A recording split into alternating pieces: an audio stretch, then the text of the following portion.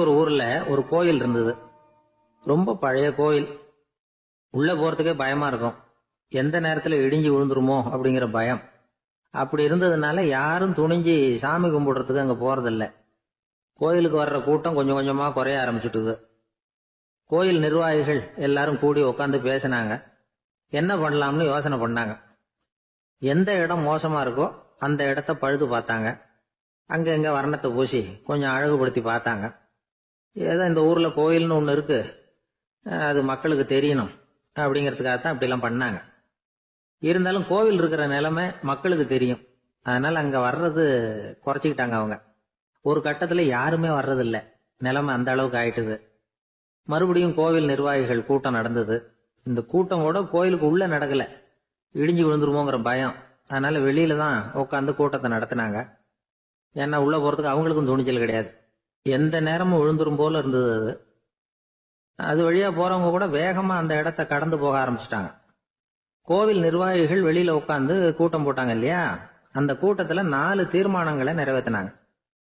அது என்ன 4 தீர்மானம்னா, முதல் தீர்மானம், இந்த கோவிலை இடிப்பது அப்படிங்கிற முடிவை இந்த கமிட்டி மிகவும் வருத்தத்துடன் ஏற்றுக்கொள்ளுகிறது அப்படின்னு நிறைவேற்றினாங்க.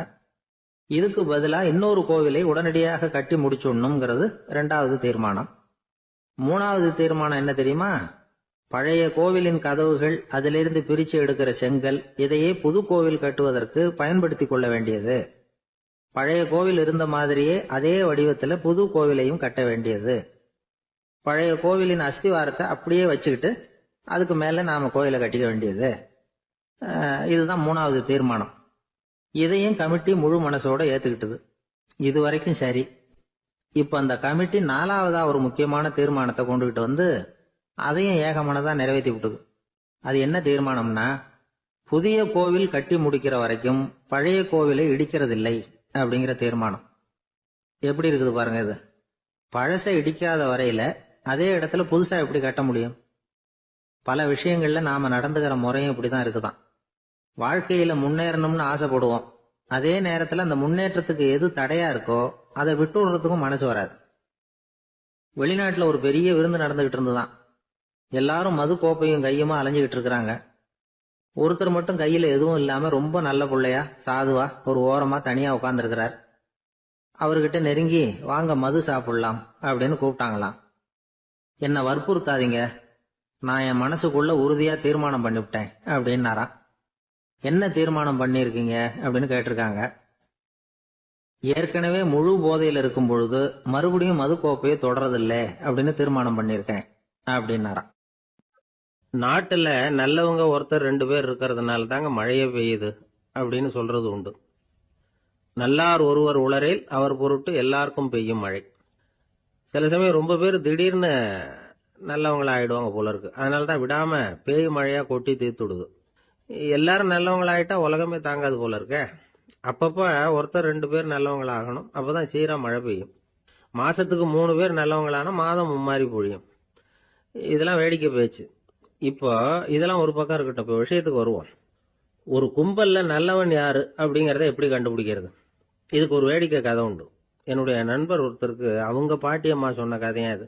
அது என்ன கதைன்னா, ஒரு ஊர்ல ஒரு சமயம் பலமான மழை பெய்ய ஆரம்பிச்சுட்டுதான். இடி மின்னல் ரொம்ப கடுமையா இருந்திருக்குது. ஆரம்பிச்ச மழை வர வர கடுமையா ஆகிட்டு இருக்குதே தவிர நிக்கிற பாடா தெரியல. ஊர் ஜனங்கள்லாம் பார்த்தாங்க. இதுக்கு மேலேயும் வீட்டு உள்ள இருந்தா ஆபத்துங்கிறத புரிஞ்சுக்கிட்டாங்க. ஏன்னா வீடெல்லாம் இடிஞ்சு விழுந்துருமோங்கிற பயம். உடனே எல்லாரும் புறப்பட்டு ஊருக்கு பொதுவா இருந்த ஒரு மண்டபத்துல போய் தங்கிக்கிட்டாங்க.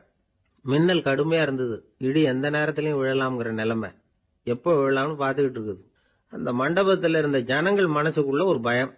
நம்ம கூட்டத்துல யாராவது ஒரு கெட்டவன் பாவம் பண்ணவன் இருந்தா கூட இடி வந்து இந்த மண்டபத்துல விழுந்துரும். அது எல்லாருக்கும் ஆபத்து அப்படின்னு நினைச்சாங்க. சரி, இதுக்கு என்ன பண்ணலாம் அப்படின்னு யோசனை பண்ணாங்க. அந்த கூட்டத்துல ஒரு பெரியவர் இருந்தார். அவரு ஒரு யோசனை சொன்னார். இதோ பாருங்க, அதுக்கு ஒரு வழி இருக்கு. அதோ எதிர்த்தாப்புல கொஞ்சம் தூரத்துல ஒரு உயரமா மரம் ஒண்ணு இருக்கு பாருங்க. பொதுவா இடி வந்து சுலபமா விழறது அது மாதிரி உயரமான மரத்துல தான். நம்ம கூட்டத்துல இருக்கிறவங்க எல்லாரும் ஒவ்வொருத்தரா போய் அந்த மரத்தை தொட்டு விட்டு திரும்பி வந்துடணும். நம்மள பாவம் பண்ணவன் யாரோ அவன் அந்த மரத்தை தொடுற சமயத்துல இடி விழுந்துரும். அவன் மட்டும் போயிடுவான்.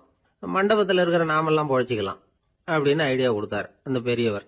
இது நல்ல யோசனையா பட்டது. எல்லாரும் ஒத்துக்கிட்டாங்க. ஒவ்வொருத்தரா போய் அந்த மரத்தை தொட்டு விட்டு திரும்பி வந்தாங்க. இடி எதுவும் விழல. இன்னமும் பாவம் பண்ண ஆசாமி அதை போய் தொடல போல இருக்கு அப்படின்னு நினைச்சுக்கிட்டாங்க. ஒவ்வொருத்தரா போறாங்க. எல்லாரும் போய் தொட்டு விட்டு வந்தாச்சு. இன்னும் ஒரே ஒரு ஆசாமி தான் பாக்கி. கடைசியா இருந்த அந்த ஆள் பயந்துட்டான். இது வரைக்கும் இடி விழலைன்னா இப்ப என்ன அர்த்தம்? இப்ப நாம தான் பாக்கி, நாம தான் தப்பு பண்ண ஆள் போல இருக்கு அப்படின்னு நினைச்சுட்டான். அதனால துணிச்சலா போய் தொடுறதுக்கு பயந்தான்.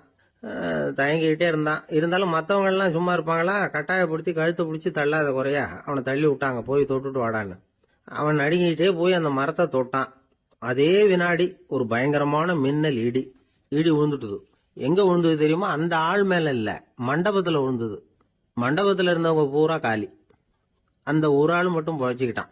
இந்த ஒரு ஆளை காப்பாத்துறதுக்காக தான் இடி வந்து மண்டபத்துல விழாம இருந்திருக்குது. இதுதான் கதை. அதனால நல்லவங்க எப்படியும் தப்பிச்சுக்குவாங்க அப்படிங்கிறது ஒரு நீதி. ஒருத்தன் அப்படிதான் தெருவில் நடந்து போய்கிட்டு இருந்தான். ரொம்ப நல்லவன். எதிரில் ஒருத்தன் சைக்கிள்ல வந்துகிட்டு இருந்தான்.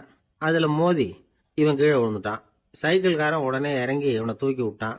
இவன் எழுந்திரிச்சு அவனை முறைச்சி பார்த்தான். அப்படி பார்க்காதீங்க சார், நீங்க ரொம்ப புண்ணியம் பண்ணிருக்கீங்க, அதுதான் இப்போ வந்து சைக்கிள்ல மோதிக்கிட்டீங்க அப்படின்றான். என்ன அப்படி சொல்றேன் நானா? இவன் 10 நிமிஷத்துக்கு முன்னாடி நான் லாரி ஓட்டிட்டு வந்தேன், அப்போ நீங்க எதிரில் வந்திருந்தீங்கன்னா என்ன ஆயிருக்கும் அப்படின்னானா அவன். ஊர்ல ஒரு சிற்பி இருந்தார். சிற்பின்னா அவர் ரொம்ப திறமை உள்ளவர். அதாவது எங்கேயாவது ஒரு கல்லு கிடந்தா போதும், அதை அப்படியே எடுத்துட்டு வருவார். கொஞ்ச நாள் கழிச்சு அவர் இடத்துக்கு போய் பார்த்தா அழகா ஒரு சிற்பம் உட்காந்துருக்கும்.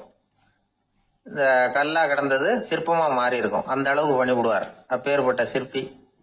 எப்படிங்க அவ்வளவு மோசமான ஒரு கல்லுல இருந்து இவ்வளவு அழகா ஒரு சிற்பத்தை உங்களால வடிக்க முடிஞ்சது அப்படின்னு கேட்டா, அது ஒன்றும் பெரிய விஷயம் இல்லைங்க. இந்த சிற்பம் ஏற்கனவே அந்த கல்லுக்குள்ள இருந்தது. இதை சுத்தி இருக்கிற வேண்டாத பகுதிகளை எல்லாம் உளியால கொத்தி எடுத்துவிட்டேன், அவ்வளவுதான் என் வேலை. உடனே உள்ள இருந்த இது வெளியில வந்துட்டுது அப்படிம்பார். அந்த அளவுக்கு திறமைசாலி. ஒரு சின்ன பாறை இல்லைன்னா கருங்கல்ல பார்த்துட்டாருன்னா போறோம், விடமாட்டார். அந்த கல்லோட அமைப்பை கவனிச்சு பார்த்துட்டு இதுக்குள்ள ஒரு வீரன் ஒளிஞ்சிருக்காம்பார். அவர் கண்ணுக்கு அதுக்கு தெரியும். இந்த கல்லுக்குள்ள ஒரு துறவி உட்காந்துருக்காரும்பார். நமக்கெல்லாம் வெறும் கல்லாதான் தெரியும். இந்த கல்லுக்குள்ள ஒரு நடன மங்கை நடனம் ஆடிக்கிட்டு இருக்கா அப்படிம்பார்.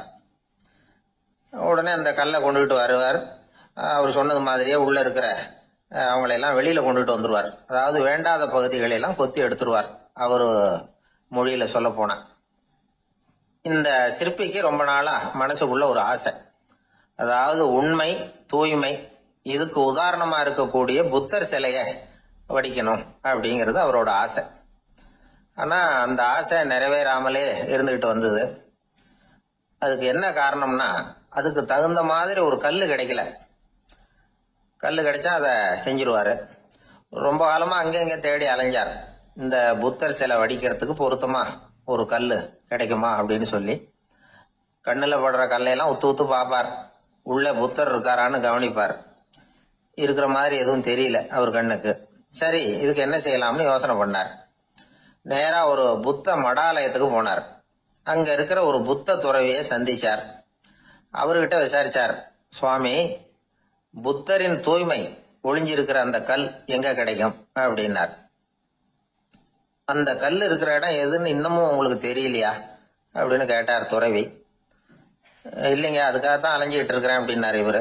சரி, கவலைப்படாதீங்க, என் கூட வாங்க காட்டுறேன் அப்படின்னு அழைச்சிட்டு போனார். எங்க போனார்னா, அந்த மடாலயத்தின் பின்பக்கம் போனாங்க. 2 பேரும் போனாங்க. அங்க போய் பார்த்தா அங்க ஒரு கிணறு இருந்தது. என்ன அது, நாம கேட்டது கல்லு, இவர் அழைச்சிட்டு வந்து காட்டுறது கிணறு அப்படின்னு இவருக்கு சந்தேகம். ஒரு மாதிரியா பார்த்தார். அவரு சொன்னார், துறவி எட்டி பாருங்க உள்ள அப்படின்னாரு. கிணறுக்குள்ள என்ன இருக்கும்னு இவருக்கு தெரியாதா? இருந்தாலும் அவர் சொல்றாரு அப்படின்னு சொல்லி எட்டி பார்த்தார். பார்த்தா அதுல தண்ணி இருந்தது. அந்த தண்ணியில தன்னோட உருவம் தெரிஞ்சுது.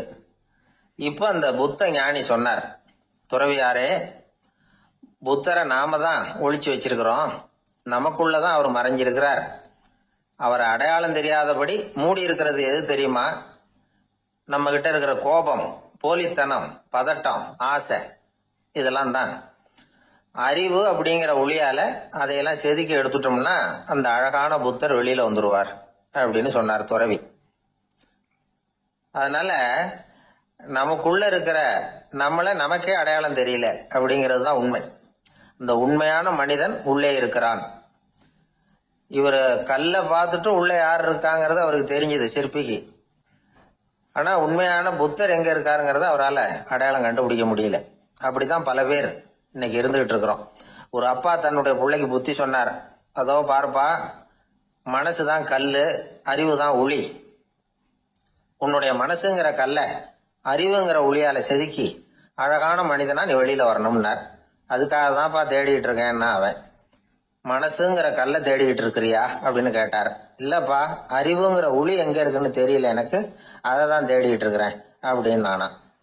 அதனால அறிவை தேடிக்கிட்டு இருக்கிறவன் என்னைக்கு உண்மையை கண்டுபிடிக்க போறான்? அதையே கண்டுபிடிக்க முடியலங்கும் பொழுது, அதனால நாம் யார் அப்படிங்கறது நமக்கு அடையாளம் தெரியணும்.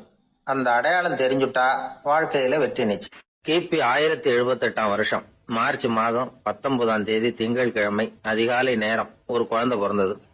எங்க தெரியுமா? காஸ்பியன் கடலுக்கு தெற்கே பாரசீக மொழி வழங்கிய தபரிஸ்தான் மாநிலத்துல ஜீலான்கிற புனித நகர், அதோட புறநகர் பகுதியில உள்ள நீப்புங்கிற ஊர்ல தான் அந்த குழந்தை பிறந்தது. அந்த இடம் இப்போ ரஷ்யாவில் இருக்கு. அந்த குழந்தை யாருன்னு நினைக்கிறீங்க? அதுதான் முஹித்தீன் பெருமான், ஆன்மீக சாதனைகள் புரிந்த மகான் முஹித்தீன் ஆண்டகை.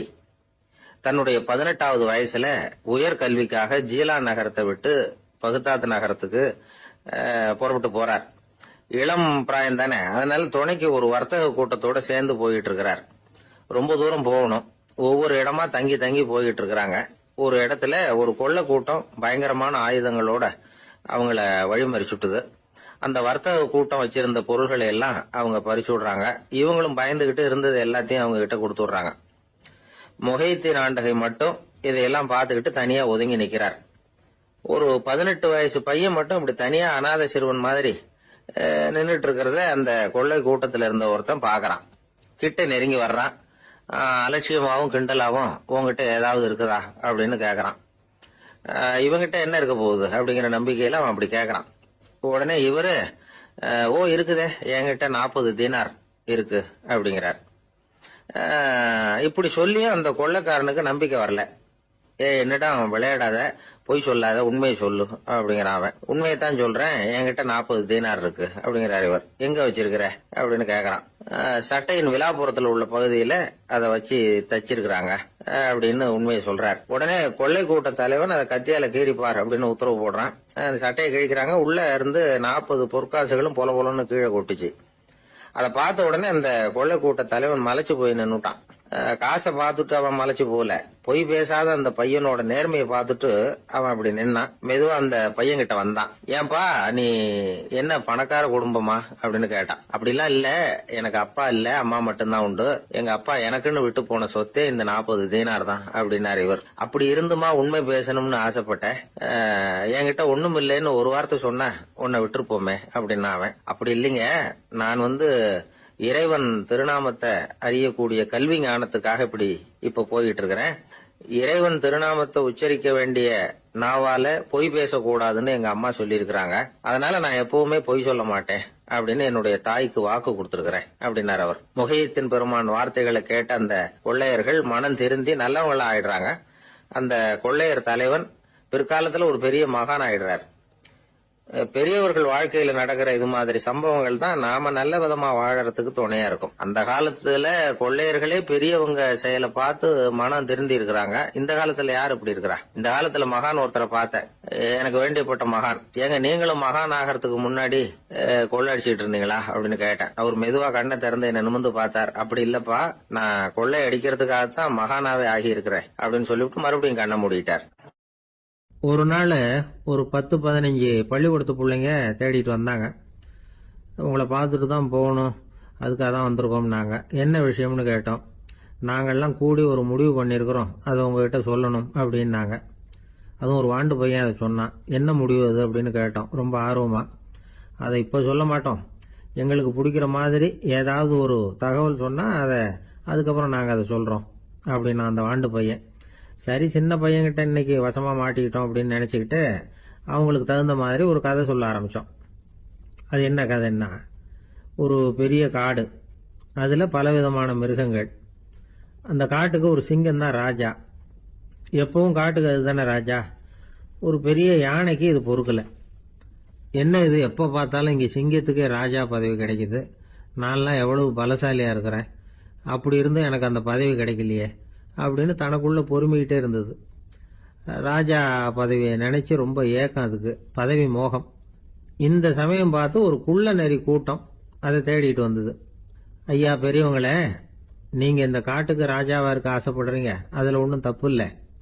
ஆனால் அதுக்கு முன்னாடி நீங்கள் எங்கள் கூட்டத்துக்கு கொஞ்ச நாள் தலைவராக இருங்க, அதாவது ராஜாவாக இருங்களேன், உங்களுக்கும் ஒரு ட்ரைனிங் கிடைச்சது மாதிரி இருக்கும் அப்படின்னு சொல்லியிருக்குது இந்த கூட்டம், குள்ள நெறி கூட்டம். இதை கேட்ட உடனே யானைக்கு ரொம்ப சந்தோஷம் தாங்கலை. அதுதான் எப்போன்னு பதவிக்காக காத்துக்கிட்டு இருக்குதே. இருந்தாலும் கொஞ்சம் பிகுவோட, சரி நீங்கள்லாம் இவ்வளோ தூரம் என்னை தேடிட்டு வந்து கேட்கறதுனால மறுக்க முடியல அப்படின்னு ரொம்ப ஏதோ அவளுக்கு சிரமப்பட்டு ஒத்துக்கிறது மாதிரி ஒத்துக்கிட்டது. ஏதோ உங்கள் ஆசைக்கு கட்டுப்படுறேன், கொஞ்ச நாள் உங்கள் கூட்டத்துக்கு ராஜாவாக இருக்கிறதுக்கு சம்மதிக்கிறேன் அப்படின்னுது. உடனே அந்த யானை ராஜ நட போட ஆரம்பிச்சிட்டுது. யானை சாதாரணமாக நடந்தாவே எப்படி இருக்குங்கிறது நமக்கு தெரியும். அதுவே ராஜ நட நடந்தால் எப்படி இருக்கும் கற்பனை பண்ணி பாருங்கள். யானை முன்னாடி கம்பீரமாக போய்கிட்டு இருக்குது, தலைவர் இல்லையா, அதனால் குள்ள நரிகள்லாம் ரொம்ப அடக்கமாக அது பின்னாடி அணிவகுத்து போயிட்டு இருக்குது. ராஜா வாழ்க, மன்னர் வாழ்க அப்படின்னு கோஷம் வேற. யானைக்கு தலைகால புரியல, அவ்வளவு சந்தோஷம். அந்த யானைக்கு செருக்கு, ஆணவம் எல்லாம் ஏற்பட்டு போச்சு. அதுக்கப்புறம் அது தரையை பார்க்குமா, நிமிர்ந்து நடக்க ஆரம்பிச்சுட்டுது. தரையை பார்க்கறதே இல்லை. அப்படி போயிட்டு இருக்கிறப்போ ஒரு சதுப்பு நிலத்துல திடீர்னு காலை வச்சுட்டுது. அவ்வளவுதான், கால் உள்ளே போயிட்டுது. இன்னொரு காலை எடுத்து வச்சுது, அதுவும் உள்ளே போயிட்டுது. அந்த 2 காலையும் எடுக்கிறதுக்காக அடுத்த 2 காலையும் அழுத்திச்சு, அதுவும் உள்ளே போக ஆரம்பிச்சுட்டுது. இப்போ 4 காலம் வசமாக சேத்துல அழுந்தி போச்சு, எடுக்க முடியல. குள்ள நரிகள்லாம் அதை சுற்றி சுற்றி வந்தது. சிலது சுற்றி நின்று டான்ஸ் ஆட ஆரம்பிச்சுட்டுது யானையை பார்த்துட்டு. இதை யானை பார்த்தது. என்ன இது, தலைவர் நான் தவிச்சுக்கிட்டு இருக்கிறேன், தொண்டர்கள்லாம் சுற்றி நின்று வேடிக்கை பார்த்துக்கிட்டு இருக்கிறீங்க, டான்ஸ் ஆடுறீங்க அப்படின்னு கேட்டுதான். தொண்டர்களே, தலைவர் நான் தவிச்சுக்கிட்டு இருக்கிறது உங்களுக்கு தெரியலையா? இப்போ உடனே உங்கள் தலைவரை காப்பாற்ற வேண்டியது உங்கள் கடமை இல்லையா அப்படின்னு கத்துச்சான் அந்த யானை. குள்ள நரிகளில் ஒன்று முன்னாடி நின்று அந்த யானையை பார்த்துதான், தலைவரே எங்களுக்கு ரொம்ப நாளாக ஒரு ஆசை, அந்த ஆசையை நிறைவேற்றிக்கிறதுக்காகத்தான் உங்களை எங்கள் தலைவராக ஏற்றுக்கிறோம்னு சொன்னோம் அப்படின்னு தான். என்ன ஆசைன்னு கேட்டிருக்கு யானை. யானை கறி சாப்பிட்டு பார்க்கணுங்கிறது எங்களுக்கு ரொம்ப நாளாக ஆசை, அது இன்னைக்கு தான் நிறைவேற போகுது அப்படின்னு தான் அந்த நரி. இதை கேட்ட உடனே அந்த யானை அப்படியே மூர்ச்சி ஆயிட்டு தான். நரிகள்லாம் அது மேலே ஏறி குதற ஆரம்பிச்சுட்டு தான். பதவி மேலே இருந்த பேராசை அந்த பலசாலியான யானையையே மாட்டி விட்டுட்டு பார்த்தீங்களா அப்படின்னு சொல்லி முடித்தோம் இந்த கதையை அந்த சின்ன பிள்ளைங்க கிட்ட. சரிங்க, இப்போ நாங்கள் உங்களை தேடி வந்த விஷயம் என்னங்கிறத சொல்லவா அப்படின்னா ஒரு வாண்டு பையன். சீக்கிரம் சொல்லு தம்பி, சஸ்பென்ஸ் தாங்கலை அப்படின்னோம். அவன் மெதுவா எங்களை பார்த்து சொல்கிறான், எங்களுக்கு கொஞ்ச நாள் நீங்கள் தலைவராக இருந்தால் தேவலை அப்படின்னு. ஒரு காட்டுல ஒரு முனிவர் இருந்தார். ஒரு நாள் அவரை தேடிட்டு 4 பேர் வந்தாங்க. சுவாமி, எங்களுக்கு ரொம்ப நாளா ஒரு சந்தேகம்னாங்க. என்னன்னு கேட்டார். இந்த உலகத்துல எவ்வளவோ காரியங்கள் நடக்குது, எது நியாயம் எது அநியாயம் அப்படின்னு புரிஞ்சுக்க முடியலன்னாங்க. அது யாராலையும் புரிஞ்சுக்க முடியாதுன்னார் முனிவர். வந்தவங்களுக்கு ஆச்சரியமா போச்சு, ஒரு மாதிரியா பார்த்தாங்க. இத முனிவர் கவனிச்சார். சரி புறப்படுங்க என்னோடன்னார். எங்கன்னு கேட்டாங்க. இப்போ உங்க 4 பேரையும் ஒரு புஷ்பக விமானத்துல அழைச்சிட்டு போறேன். இந்த உலகத்துல சர்வசாதாரணமா நடக்கக்கூடிய ஒரு காட்சியை உங்களுக்கு காட்ட போறேன். நீங்க பார்க்க போற அந்த காட்சி நியாயமா அநியாயமா அப்படிங்கறத என்கிட்ட சொல்லணும். நீங்க சரியான பதில் சொன்னா புஷ்பக விமானத்துல தொடர்ந்து பிரயாணம் பண்ணலாம்.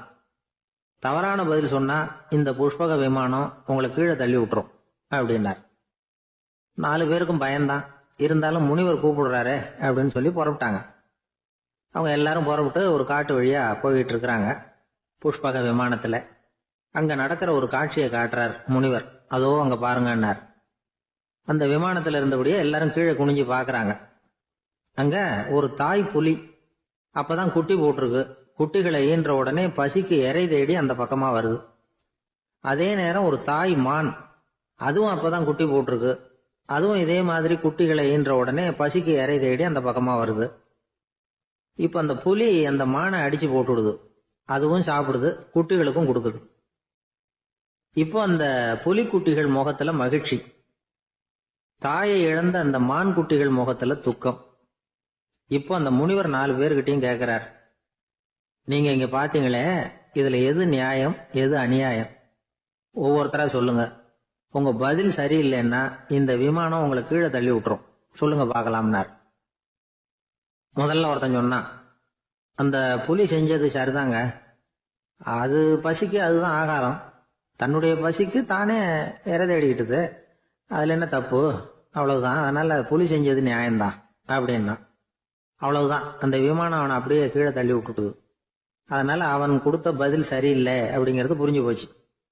இப்ப 2வது ஆள் சொன்னான், புலி செஞ்சது பாவம், அந்த தாய்மான் என்ன தப்பு பண்ணிச்சு, இப்ப அந்த குட்டிகளுக்கு யாரு ஆதரவு, அதனால புலி செஞ்சது அநியாயம் அப்படின்னா. அவ்வளவுதான், அவனையும் கீழே தள்ளி விட்டுடுது அந்த விமானம். இந்த பதிலும் சரியில்லை அப்படின்னு ஆயிட்டுது. இப்ப 3வது ஆள் வந்தான்.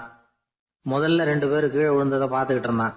அதனால அவன் சொன்னான், ரெண்டுமே நியாயம்தாங்க, புலி இறை தேடினதும் இயற்கை, அதுக்கு மான் இரையானதும் இயற்கை, அதனால இதுல ஒன்றும் தப்பு இல்லைன்னா. அவ்வளவுதான், அவனையும் அந்த விமானம் கீழே பிடிச்சி தள்ளி விட்டுது. இப்ப 4வது ஆள் வந்தான். முனிவர் கேட்டார், நீயாவது சொல்லுப்பா, இந்த செயல்ல எது நியாயம்னார். அவன் தெளிவா பதில் சொன்னான். அதாவது என்ன சொன்னான்னா, எனக்கு தெரியல அப்படின்னா. அவனை விமானம் கீழே தள்ளல, சௌரியமா அழைச்சிட்டு போட்டுது. இவனும் பிரயாணம் சௌக்கியமா பண்ணானா. ஆக இதுதான் சரியான பதிலுங்கிறத முனிவர் உணர்த்தினார். இந்த கதையிலிருந்து நாம புரிஞ்சுக்க வேண்டியது என்னன்னா, இந்த உலகத்துல எவ்வளவோ காரியங்கள் நடக்குது, அதெல்லாம் ஏன் அப்படி நடக்குதுங்கிறதுக்கு எப்பேற்பட்ட பண்டிதராலும் பதில் சொல்ல முடியாது. தெரியாததை தெரியாதுன்னு ஒத்துக்கிட்டா வாழ்க்கை பிரயாணம் சுகமா இருக்கும். அதனால தேவையில்லாத விஷயங்களை புரிஞ்சுக்கிறதுக்கு நேரத்தை செலவு பண்ணிட்டு இருக்க கூடாது, வாழ்க்கையை குழப்பிக்க கூடாது. வாழ்க்கைக்கு தேவையானது என்னவோ அதை மட்டும் புரிஞ்சுக்கிட்டா போதும். இந்த காலத்து ஆள் ஒருத்தன் ஒரு பெரியவரை தேடி வந்தான். ஐயா, ஒரு சந்தேகம்னா. என்ன உன்னுடைய சந்தேகம்னார். பகுத்தறிவுன்னா என்ன, விதின்னா என்ன அப்படின்னு கேட்டான். இதுக்கு அவரு, இப்ப உன்னுடைய வலது கால தூக்குன்னார். தூக்கணும். சரி, இப்ப உன்னுடைய வலது கால கீழே இறக்காம உன்னுடைய இடது காலையும் தூக்குன்னார். தூக்கணும். பொத்துன்னு கீழே விழுந்துட்டான். பெரியவர் சொன்னார், உன்னால ஒரு காலை தூக்க முடிஞ்சுது, அதுதான் பகுத்தறிவு. 2 கால்களையும் ஒரே சமயத்துல தூக்கினா அடிபடும், அப்படிங்கிறது தான் விதி அப்படின்னு விளக்கம் கொடுத்தார். இவன் தன்னுடைய விதியை நொந்துகிட்டே இடுப்பை பிடிச்சுக்கிட்டு அங்கிருந்து நடந்து போயிட்டான். ஒரு ஊர்ல ஒரு பெரியவர் இருந்தார். ஒரு நாள் அவரை தேடி ஒருத்தர் வந்தார். ஐயா, நான் கடவுளை பரிபூர்ணமா நம்புறேன் அப்படின்னார்.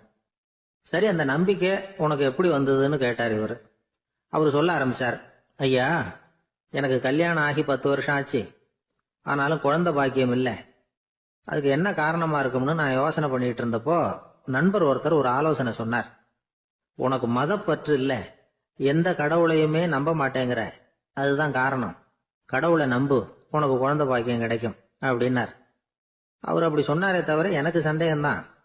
இருந்தாலும் அவர் சொன்னபடியும் நடந்துதான் பார்ப்போமே அப்படின்னு முடிவு பண்ணேன். கடவுளை நம்ப ஆரம்பிச்சேன். அந்த வருஷமே அழகான ஆண் குழந்தை பிறந்தது. எல்லாம் இறைவன் அருள் அப்படின்னார். இவர் இப்படி சொன்னதை கேட்டதும் அந்த பெரியவர் சொன்னார், நீ சொல்றதெல்லாம் சரிதான், இருந்தாலும் இந்த காலத்துல எந்த ஒரு காரியமா இருந்தாலும் அதை சோதனை செஞ்சு பார்த்துட்டு தான் ஒரு முடிவுக்கு சேர முடியும். அறிவுபூர்வமான முடிவு அதுவா தான் இருக்கும். அறிவியல் சோதனைகள் அப்படித்தான். ஒரு குறிப்பிட்ட விஷயத்தை பத்தி எத்தனை தடவை சோதனை பண்ணாலும் ஒரே முடிவு தான் கிடைக்கணும், அதுதான் சரியா இருக்கும். அதனால இப்ப மறுபடியும் ஒரு சோதனைன்னார். என்ன செய்யணும் அப்படின்னு கேட்டார் இவர். கடவுள்கிட்ட ஒரு பெண் குழந்தை வேணும்னு கேளு.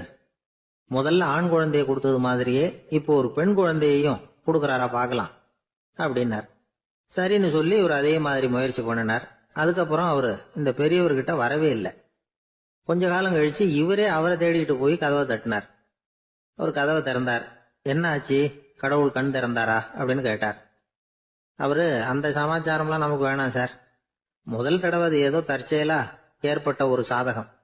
இப்ப நீங்க 2வது தடவை சொன்ன பிறகு தினமும் கடவுளை வேண்டிக்கிட்டு தான் இருக்கிறேன், ஒன்னும் நடக்கல அப்படின்னார் ரொம்ப விரக்தியா.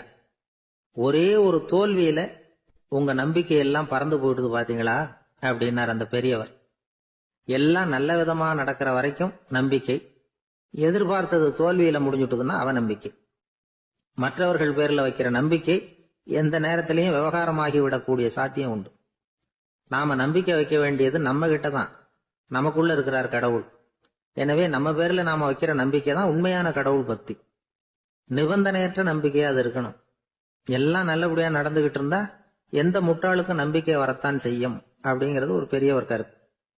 தியானத்தின் மூலமா தான் உனக்குள்ள ஆழமா தோண்டுனா உன்னுடைய அடி ஆழத்துல நம்பிக்கை அப்படி ஊற்றெடுக்கும், அதை பார்க்க முடியும் அப்படிங்கிறது பெரியவர்கள் சிந்தனை. ஒரு குழந்தை அப்பாவை பார்த்து என்னப்பா பண்றேன்னு கேட்டுதான். பிரார்த்தனை பண்ணிட்டு இருக்கிறேன்னாராம் அப்பா. பிரார்த்தனை பண்ணுனா என்ன கிடைக்கும் அப்படின்னு கேட்டுதான் குழந்தை. எல்லாம் கிடைக்கும் அப்படின்னாராம் அப்பா. நீ வச்சிருக்கிறிய பேனா அது கூட கிடைக்குமான்னு கேட்டுதான் குழந்தை. கிடைக்குமேன்னு இருக்கார். அப்படின்னா அந்த பேனாவை என்கிட்ட கொடுத்துரு, நீ பிரார்த்தனை பண்ணி வேற பேனா வாங்கிக்கோ அப்படின்னு தான் அந்த குழந்தை. ஒரு நண்பர் ஆனந்தமா சிகரெட் பிடிச்சிக்கிட்டு இருந்தார். இந்த பழக்கத்தை விட்டுவிடுங்களேன் அப்படின்னு சொல்லி பார்த்தோம். விட்டுடலாம்னு தான் பாக்குறேன், ஆனா முடியலையேன்னார். மனசு வச்சா எல்லாம் முடியும் அப்படின்னும். அவர் கொஞ்ச நேரம் யோசனை பண்ணார். அப்புறம் சொன்னார், சரி சார், இதுதான் நான் பிடிக்கிற கடைசி சிகரெட் அப்படின்னு சொல்லி ரொம்ப அழுத்தமா புகையை உள்ளுக்கு இழுத்தார். அதுக்கப்புறம் அந்த துண்டு சிகரெட்டை வீசி எறிஞ்சுட்டார். ஒருத்தர் இது மாதிரி தீர்மானம் பண்ணி தன்னுடைய கடைசி சிகரெட்டை தூக்கி எறிஞ்சுட்டாருன்னா அது ஒரு பெரிய விஷயம்தான். அதுக்கு பிறகு அவர் உடம்புல படிப்படியா என்னென்ன மாற்றங்கள் நடக்கும் அப்படிங்கறத பத்தி ஒரு விவர பட்டியலே வெளியிட்டு இருக்கிறாங்க. அது என்ன விவரம் தெரியுமா? ஒருத்தர் புகைப்பிடிக்கிற பழக்கத்தை நிறுத்துறாருன்னு வச்சுங்க.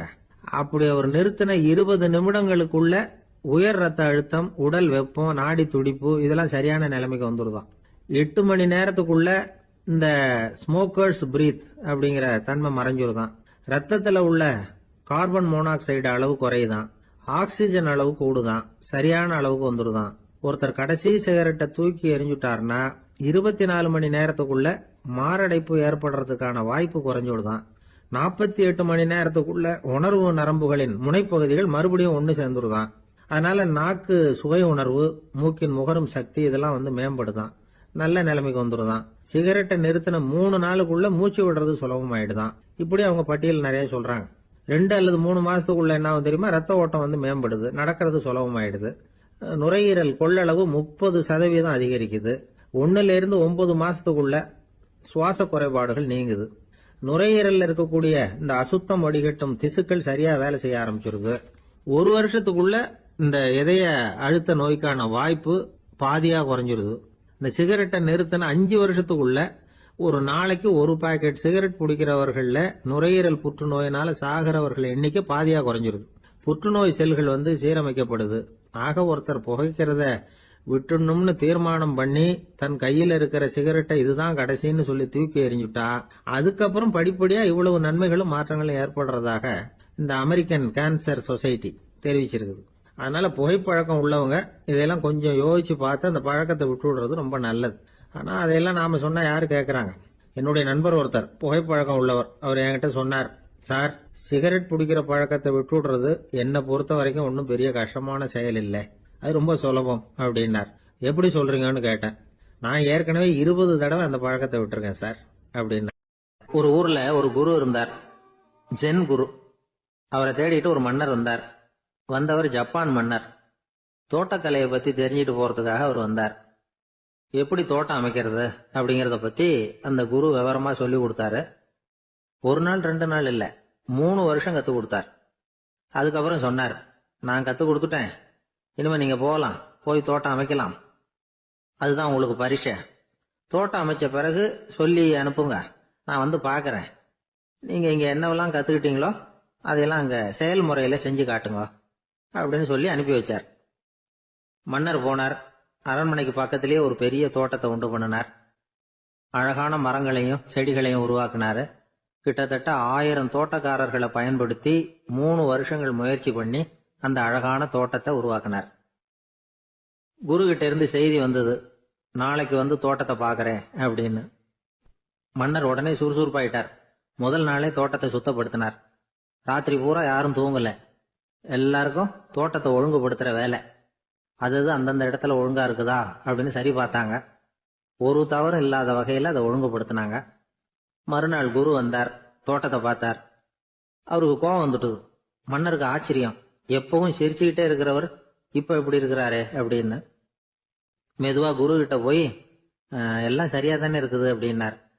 எல்லாம் சரிதான், ஆனாலும் எங்கே அந்த பொன்னிற காற்று அப்படின்னார். உதிர்ந்த இலைகள், பொன் மஞ்சள் நிற இலைகள் காற்றில் அப்படி புரண்டு ஓடுவதை நான் பார்க்க முடியவில்லையே அப்படின்னாராம். அது இல்லாம இந்த தோட்டம் உயிரோட்டம் உள்ளதா இருக்காது, இதுல பாடல் இல்லை, ஆடல் இல்லை, அதெல்லாம் இல்லாம இந்த தோட்டம் ரொம்பவும் செயற்கையா தெரியுதுன்னாராம். மன்னர் இப்பதான் யோசனை பண்ணார். கீழே கிடந்த காஞ்சி போன இலைகள் மட்டும் இல்ல, மரத்துல இருந்த காஞ்சி போன இலைகளையும் அப்புறப்படுத்தி சுத்தமா வச்சிருக்கிறார். இறப்பும் வாழ்க்கையினுடைய ஒரு பகுதி தான். மரணம்ங்கிறது வாழ்க்கைக்கு எதிரானது அல்ல, அதை நிரப்பும் ஒரு பகுதி தான் அது. மரணம் இல்லையில் வாழ்க்கையே இல்லை அப்படிங்கிறது பெரியவங்க கருத்து. இப்ப அந்த தோட்டம் அழகா தான் இருக்குது, இருந்தாலும் அது ஒரு ஓவியம் மாதிரி உயிர் இல்லாமல் இருக்கு. குரு ஒரு வாளியை கையில எடுத்துக்கிட்டார், தோட்டத்தை விட்டு வெளியில போனார். ஏற்கனவே வீசி எறிந்த அந்த சருகுகளை எல்லாம் அள்ளி கொண்டுட்டு வந்தார். உள்ள எல்லா இடங்கள்லயும் அதை வீசினார். உடனே காத்து அந்த காய்ந்த சருகுகளையும் பழுத்த இலைகளையும் அசைக்க ஆரம்பிச்சுட்டுது. இப்போ அங்க சலசல சத்தம், சங்கீதம், இலைகளின் நடனம், ஓவியம் மாதிரி இருந்த அந்த தோட்டத்துக்கு இப்போ உயிர் வந்துட்டுது. இதுதான் அந்த பொன்னான காற்று அப்படின்னாராம் குரு. மன்னருக்கு புரிஞ்சுது. மிகப்பெரிய ஜென் கேள்வி ஒன்று உண்டு. உம்மான் அப்படிங்கிற ஒரு பெரிய குருவை பார்த்து துறவி ஒருத்தர் கேட்டாராம், இலைகள் எல்லாம் கீழே விழுந்து மரங்கள் மொட்டையாக இருக்கும் பொழுது என்ன நடக்கும்? இதுதான் கேள்வி. இதுக்கு உம்மான் சொன்ன பதில் பொன்னான காற்று, தி கோல்டன் விண்ட் அப்படின்னாராம். இதுக்கு என்ன விளக்கம்னா, உன்னுடைய எண்ணங்கள் எல்லாம் உன்னுடைய மனசிலிருந்து கீழே விழுந்து உனது உள்ளுணர்வானது மொட்டையாக நிற்கும் நிலைதான் அது. உனது வேர்களின் அருகில் காற்று வீசுகிறது. எல்லா எண்ணங்களும் உன்னிலிருந்து வெகு தூரத்துக்கு புரண்டு கொண்டே சென்று விடுகிறது. நீ அவற்றை கடந்து விட்டால் நீ அவைகளுக்கெல்லாம் மேலெழுந்து கீழே பார்ப்பவனைப் போல நிற்க ஆரம்பித்து விடுவாய். அதுதான் தியானம் என்பது அப்படின்னு சொல்றாங்க. தியானம்ங்கிறது எண்ணத்துக்கு எதிரானது இல்ல, தியானம்ங்கிறது எண்ணங்களை கடந்து செல்வதுதான். அதுக்கப்புறம் நாம பொன்னிற காற்றுல ஆட ஆரம்பிச்சிருவோம். இதுதான் பெரியவர்கள் சொல்றது. என்கிட்ட ஒருத்தர் தோட்டம் அமைக்கணும்னு யோசனை கேட்டு வந்தார். எல்லாம் சொல்லி கொடுத்தேன். செடிகள்லாம் செழிப்பா வளரணும்னா வேர் காயாம பாத்துக்குங்க, தினமும் தண்ணி விடுங்க அப்படின்னு சொல்லி அனுப்பி வச்சேன். ஒரு மாசம் கழிச்சு அவர் தோட்டத்தை பாக்கிறதுக்காக போனேன். போய் பார்த்தா எல்லா செடியும் வாடி கிடக்குது. என்னங்க இப்படி பண்ணிவிட்டீங்கன்னு. நீங்க சொன்னபடிதான் செஞ்சேன்னார். என்ன செஞ்சீங்கன்னு கேட்டேன். வேர் காயாம பாத்துக்க சொன்னீங்க, தினமும் ஒரு தடவை எல்லா செடியையும் ஒவ்வொன்னா புடுங்கி பார்த்து வேர் காயாம இருக்கா அப்படின்னு பார்த்துட்டு அதுக்கப்புறம் தண்ணி பாய்ச்சனே, அவ்வளவு. ஆளை கண்டா ஏன் இப்படி முகத்தை திருப்பிக்கிட்டு வர்றீங்க அப்படின்னு கேட்டார் ஒருத்தர் நண்பர்கிட்ட. எலெக்ஷன்ல அவன் எதிர்த்து நின்னவன் சார், என்ன அவன்கிட்ட நமக்கு என்ன பேச்சுவார்த்தை அப்படின்னாராம் ரொம்ப கோபமா இவர். சரி, அந்த ஆள் யாருன்னு கேட்டேன். என் கூட பிறந்த தம்பி தான் சார் அப்படின்னார் அந்த கோபம் குறையாமல். அதாவது நம்ம ஊர் நிலவரம் இப்படி, அதாவது அண்ணனும் தம்பியும் எதிர்த்து நிப்பாங்க தேர்தல்ல, ஒருத்தர் கண்டா பேசிக்கிறது இல்ல. ஆனா இங்கிலாந்துல எப்படி தெரியுமா, அங்க ஒரே மேடையில போட்டி போடுற 2 வேட்பாளர்களும் பேசுவாங்களாம், பட்டிமன்றம் மாதிரி. ஒருத்தர் முதல்ல எழுந்திருப்பார், நான் இந்த தேர்தலில் வெற்றி பெற்றால் என்னென்ன செய்வேன் அப்படின்னு சொல்லிவிட்டு உட்காருவார். அதுக்கப்புறம் அடுத்தவர் எழுந்திருப்பார், அவரு சொல்லுவார், நான் வெற்றி பெற்றா இந்த மக்களுக்கு என்னென்ன செய்வேன், இந்த நாட்டுக்கு என்னென்ன செய்வேன் அப்படிங்கறத சொல்லிவிட்டு உட்காருவார். 2 பேரும் ஒரே மேடையில பேசுவாங்க. மக்கள் 2 பேர் பேச்சையும் கேட்டுக்கிட்டு ஒரு முடிவுக்கு வருவாங்க. இதுதான் அங்க உள்ள பழக்கம். இங்க அப்படி இல்ல. இங்க ஒருத்தர் பார்த்தாவே முகத்தை திருப்பிக்கிறது. ஒரு தடவை இது மாதிரி ஒரு கூட்டம் நடந்துகிட்டு இருக்கு அங்க வெளிநாட்டுல தான். நேரத்துக்கு சரியா ஒரு வேட்பாளர் சேரல. இது இங்கிலாந்துல நடந்த நிகழ்ச்சி. அப்புறம் என்னாச்சுன்னா, ஒருத்தர் வந்துட்டாரு, இன்னொருத்தர் சேரல. அப்புறம் உடனே அந்த ஒருத்தர் வந்தவர் பேச ஆரம்பிச்சுட்டார். அதாவது அந்த இன்னொருத்தர் சார்பாவே பேசிட்டாராம். அதாவது அவர் வரல, நான் அவரு சார்பா நான் பேசிடுறேன். அதாவது அவர் ஜெயிச்சுட்டா அவர் என்னென்ன செய்வார் இந்த நாட்டுக்கு அப்படின்னு சொல்லி அவர் பக்கத்துல உள்ள நியாயத்தை எடுத்து இவரே சொல்லிட்டாராம். இப்படிலாம் அங்க நடந்துதான். இது எப்பேற்பட்ட தேர்தல் பண்பாடு பாருங்க. அதனால இன்னொரு விஷயம், இப்ப இங்கிலாந்துல எல்லாம் ஓட்டு கேட்கறப்ப வெற்றியா தோல்வியாங்கிறத ஓரளவுக்கு யூகிச்சுடலாமா. இப்போ ஒரு வேட்பாளர் ஒரு வீட்டுக்கு முன்னாடி போய் நின்று எனக்கு ஓட்டு போடுங்கன்னு கேட்கறாருன்னு வச்சுங்களேன், அதுக்கு என்ன பார்த்து செய்யறோம், போயிட்டு வாங்க அப்படின்னு சில வீடுகள்ல வாசல்ல நின்னே சொல்லி அனுப்பிச்சிருவாங்களாம். வேற சில வீடுகள்ல எப்படின்னா வேட்பாளரை வீட்டுக்குள்ள கூப்பிட்டு காபி சாப்பிட சொல்லி உபசரிச்சு அதுக்கப்புறம் அனுப்பி வைக்கிறது வழக்கமா. இதுல எந்த வீட்டு ஓட்டு நிச்சயம் தெரியுமா? வாசல்ல நின்னே வழி அனுப்பி வச்சுடுறாங்க பாருங்க, அவங்க ஓட்டு நிச்சயம். உள்ள கூப்பிட்டு காப்பி கொடுத்து அனுப்புறாங்க பாருங்க, அவங்க ஓட்டு நிச்சயம் இல்லையா. சரி, அப்புறம் ஏன் அந்த உபசரிப்பு அப்படின்னு கேட்டா அதுக்கு ஒரு காரணத்தை சொல்றாங்க. அதாவது அது ஒரு அனுதாபத்தை தெரிவிக்கிற முறையா. ஐயோ பாவம், நாம இவருக்கு ஓட்டு தான் போட போறதில்ல, இதையாவது செய்வோம், காப்பியாவது சாப்பிட்டு போகட்டும் அப்படிங்கிற எண்ணமா. இப்படி அந்த ஒரு பழக்கம். ஆக அந்த ஊர்ல நிறைய காப்பி சாப்பிடணும்னு ஒருத்தர் ஆசைப்பட்டா தேர்தலில் தோத்து போறதுக்கு தயாரா இருக்கணும். ஒரு சமயம் ஒரு ஊர்ல தேர்தல் நடந்துதான். ஒரு தொகுதியில நின்று தோத்து போன ஒருத்தர் கையில ஒரு துப்பாக்கியோட ஊருக்குள்ள சுத்திக்கிட்டு இருந்தாராம். ஒரு போலீஸ்காரர் அவரை பார்த்துட்டு சந்தேகப்பட்டிருக்கார். அதனால அவரை தடுத்து நிறுத்தி, என்ன இது துப்பாக்கியோட சுத்துறீங்களேன்னு விசாரிச்சிருக்கார். இதுக்கு அவர் சொன்னாராம், சார், இந்த தொகுதியில மொத்தம் 1,00,000 வாக்காளர்கள், அதுல எனக்கு 10,000 பேர் மட்டும்தான் எனக்கு ஓட்டு போட்டிருக்கிறாங்க. அப்படின்னா எனக்கு வேண்டாதவங்க இந்த தொகுதியில 90,000 பேர் இருக்கிறாங்கன்னு அர்த்தம். இப்படி ஒரு சூழ்நிலையில நான் என்னுடைய பாதுகாப்புக்கு ஆயுதம் இல்லாம நடமாடலாமா அப்படின்னு கேட்டாராம். எவ்வளவு எச்சரிக்கை பாருங்க. நம்ம ஊர்ல சில பேர் ஓட்டு கேட்கிற விதமே தனி. ஒருத்தர் ரொம்ப சாமர்த்தியமா ஓட்டு கேட்பாராம். அவர் எப்படின்னா, ஒரு வீட்டுக்கு போறாருன்னு வச்சுங்களேன், அந்த நேரம் அந்த வீட்டுக்காரரு என்ன செஞ்சுக்கிட்டு இருக்கிறாரோ அதே வேலையை இவரும் கொஞ்ச நேரம் செய்வாராம், அவருக்கு ஒத்தாசையா. அதுக்கப்புறம் மெதுவா பேச்சு கொடுப்பார், ஓட்டு கேட்பார், இது மாதிரி எலெக்ஷன்ல நிக்கிறேன் கவனிக்கணும்னு. அது மாதிரி ஒரு தடவை அவர் போனப்ப அங்க அவர் என்ன பண்ணிட்டு இருக்காரு, வீட்டுக்கு பின்னாடி மாட்டு கொட்டையில பால் கறந்துகிட்டு இருக்காரு ஒரு பசுமாட்டுக்கிட்ட. அந்த வீட்டுல இவர் ஓட்டு கேட்க போனவர் இவர் ஓடி போய் இன்னொரு சொம்பை எடுத்துக்கிட்டு அதே மாட்டுக்கு இன்னொரு பக்கம் போய் உட்காந்துக்கிட்டு இவரும் பால் கறக்க ஆரம்பிச்சிட்டார்.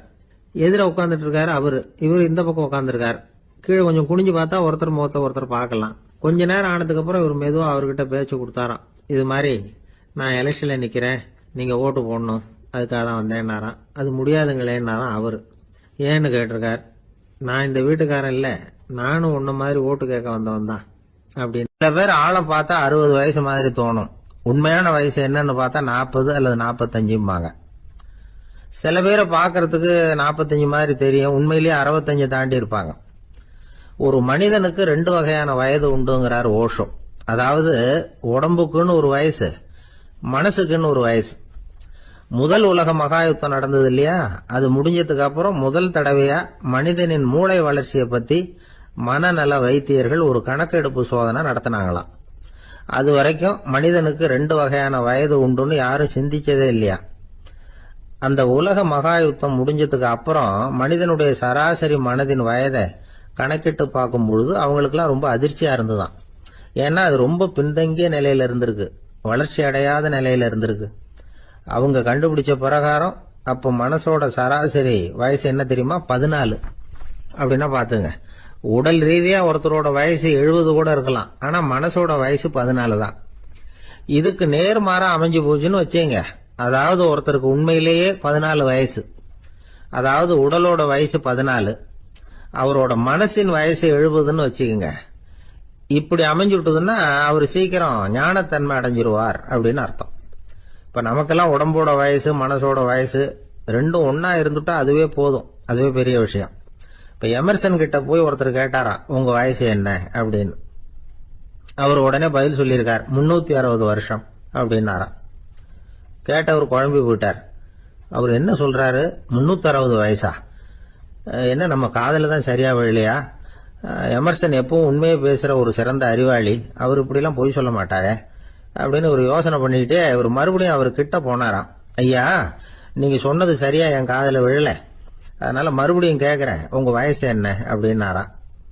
எமர்சன் மறுபடியும் சொல்லியிருக்கிறார், 360 வருஷம்னு. வந்தவருக்கு உண்மையிலேயே அதிர்ச்சியா போட்டுது.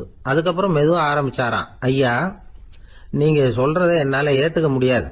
எப்படி பார்த்தாலும் இப்போ உங்களுக்கு வயசு ஒரு 60க்கு மேல இருக்காதுன்னு நினைக்கிறேன் அப்படின்னாராம். நீங்க சொல்றது சரிதான், அது என் உடம்போட வயசுன்னாராம் எமர்சன். அப்படின்னா ஏற்கனவே நீங்க சொன்னது அப்படின்னு கேட்டிருக்காரு, அது என் மனசோட வயசு அப்படின்னாராம். நம்மளை பொறுத்த வரைக்கும் அறிவு தூசு படிஞ்சிருக்கு, அது மாதிரியே அன்பும் மாசுபட்டிருக்கு. இது ரெண்டையும் சுத்தம் பண்ண வேண்டியிருக்குது. அப்பதான் நாம சரியான வயசுல வாழ முடியும். ஒரு ஆசாமி இருக்கிறார், அவருக்கு உடம்போட வயசு அதிகம், மனசோட வயசு ரொம்ப குறைச்சல், குழந்தை மாதிரி. அவர் ஒரு ஆஸ்பத்திரியில படுத்திருக்கிறார். நர்சம்மா எல்லாருக்கும் மருந்து கொடுத்துட்டு போறாங்க. கொஞ்ச நேரம் கழிச்சு திரும்பி வந்தாங்க. அப்ப இவர் அந்த அம்மாவை கூப்பிட்டு சொல்றாரு, இத பாருங்க சிஸ்டர், நீங்க எல்லாருக்கும் சின்ன சின்ன மாத்திரையா கொடுத்துட்டு எனக்கு மட்டும் நீளமான மாத்திரையா கொடுத்துட்டீங்க, முழுங்கறதுக்கு ரொம்ப கஷ்டமா போச்சு, இனிமே எனக்கும் சின்ன மாத்திரையா கொடுங்க சிஸ்டர் அப்படின்னாராம். அந்த அம்மா உடனே அதிர்ச்சி ஆகி தலையில அடிச்சுக்கிட்டாங்களாம். நான் கஷ்டப்பட்டு மாத்திரையை முழுங்கினத்துக்கு நீங்க ஏமா தலையில தட்டிக்கிறீங்க அப்படின்னு கேட்டிருக்காரு இவர். இதுக்கு அவங்க சொல்லியிருக்கிறாங்க, நான் உங்களுக்கு கொடுத்துட்டு போனது மாத்திரை இல்லைங்க, அது தெர்மாமீட்டர் அப்படின்னாங்களாம். ஜெருசலேம் அங்க உள்ள ஒரு தேவாலயம், அதுல உள்ள பலிபீடத்தின் முன்னாடி ஒரு பெட்டி உண்டு. அது காணிக்கை பெட்டி. ஆலயத்துக்கு வர்றவங்க பிரார்த்தனை பண்ணிவிட்டு திரும்பி போற சமயத்துல அந்த பெட்டியில காணிக்கை போடுவாங்க. அவங்களால எவ்வளவு முடியுமோ அவ்வளவு போடுறது வழக்கம். அவங்கவுங்க வசதிக்கு தகுந்த மாதிரி போடுவாங்க. வசதி உள்ளவங்களா இருந்தாலும் சரி, வசதியே இல்லாத வறியவர்களா இருந்தாலும் சரி, ஆலய காணிக்கை பெட்டியில காசு போடுறது அவங்களுக்கு ரொம்ப பெருமையான ஒரு செயல். ஒரு சமயம் இயேசு தம்முடைய சீடர்களோடு அந்த ஆலயத்துக்கு வரார்.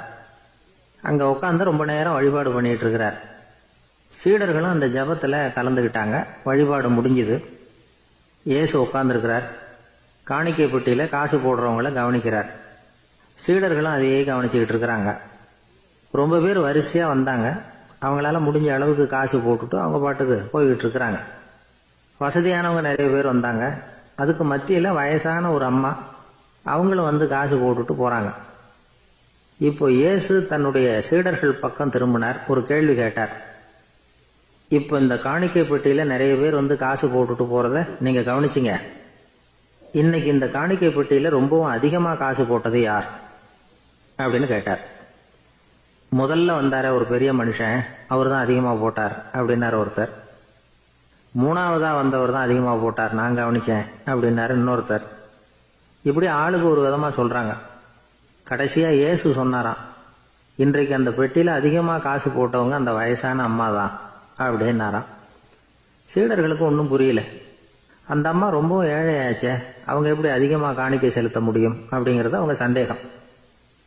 இயேசு விளக்குனார்.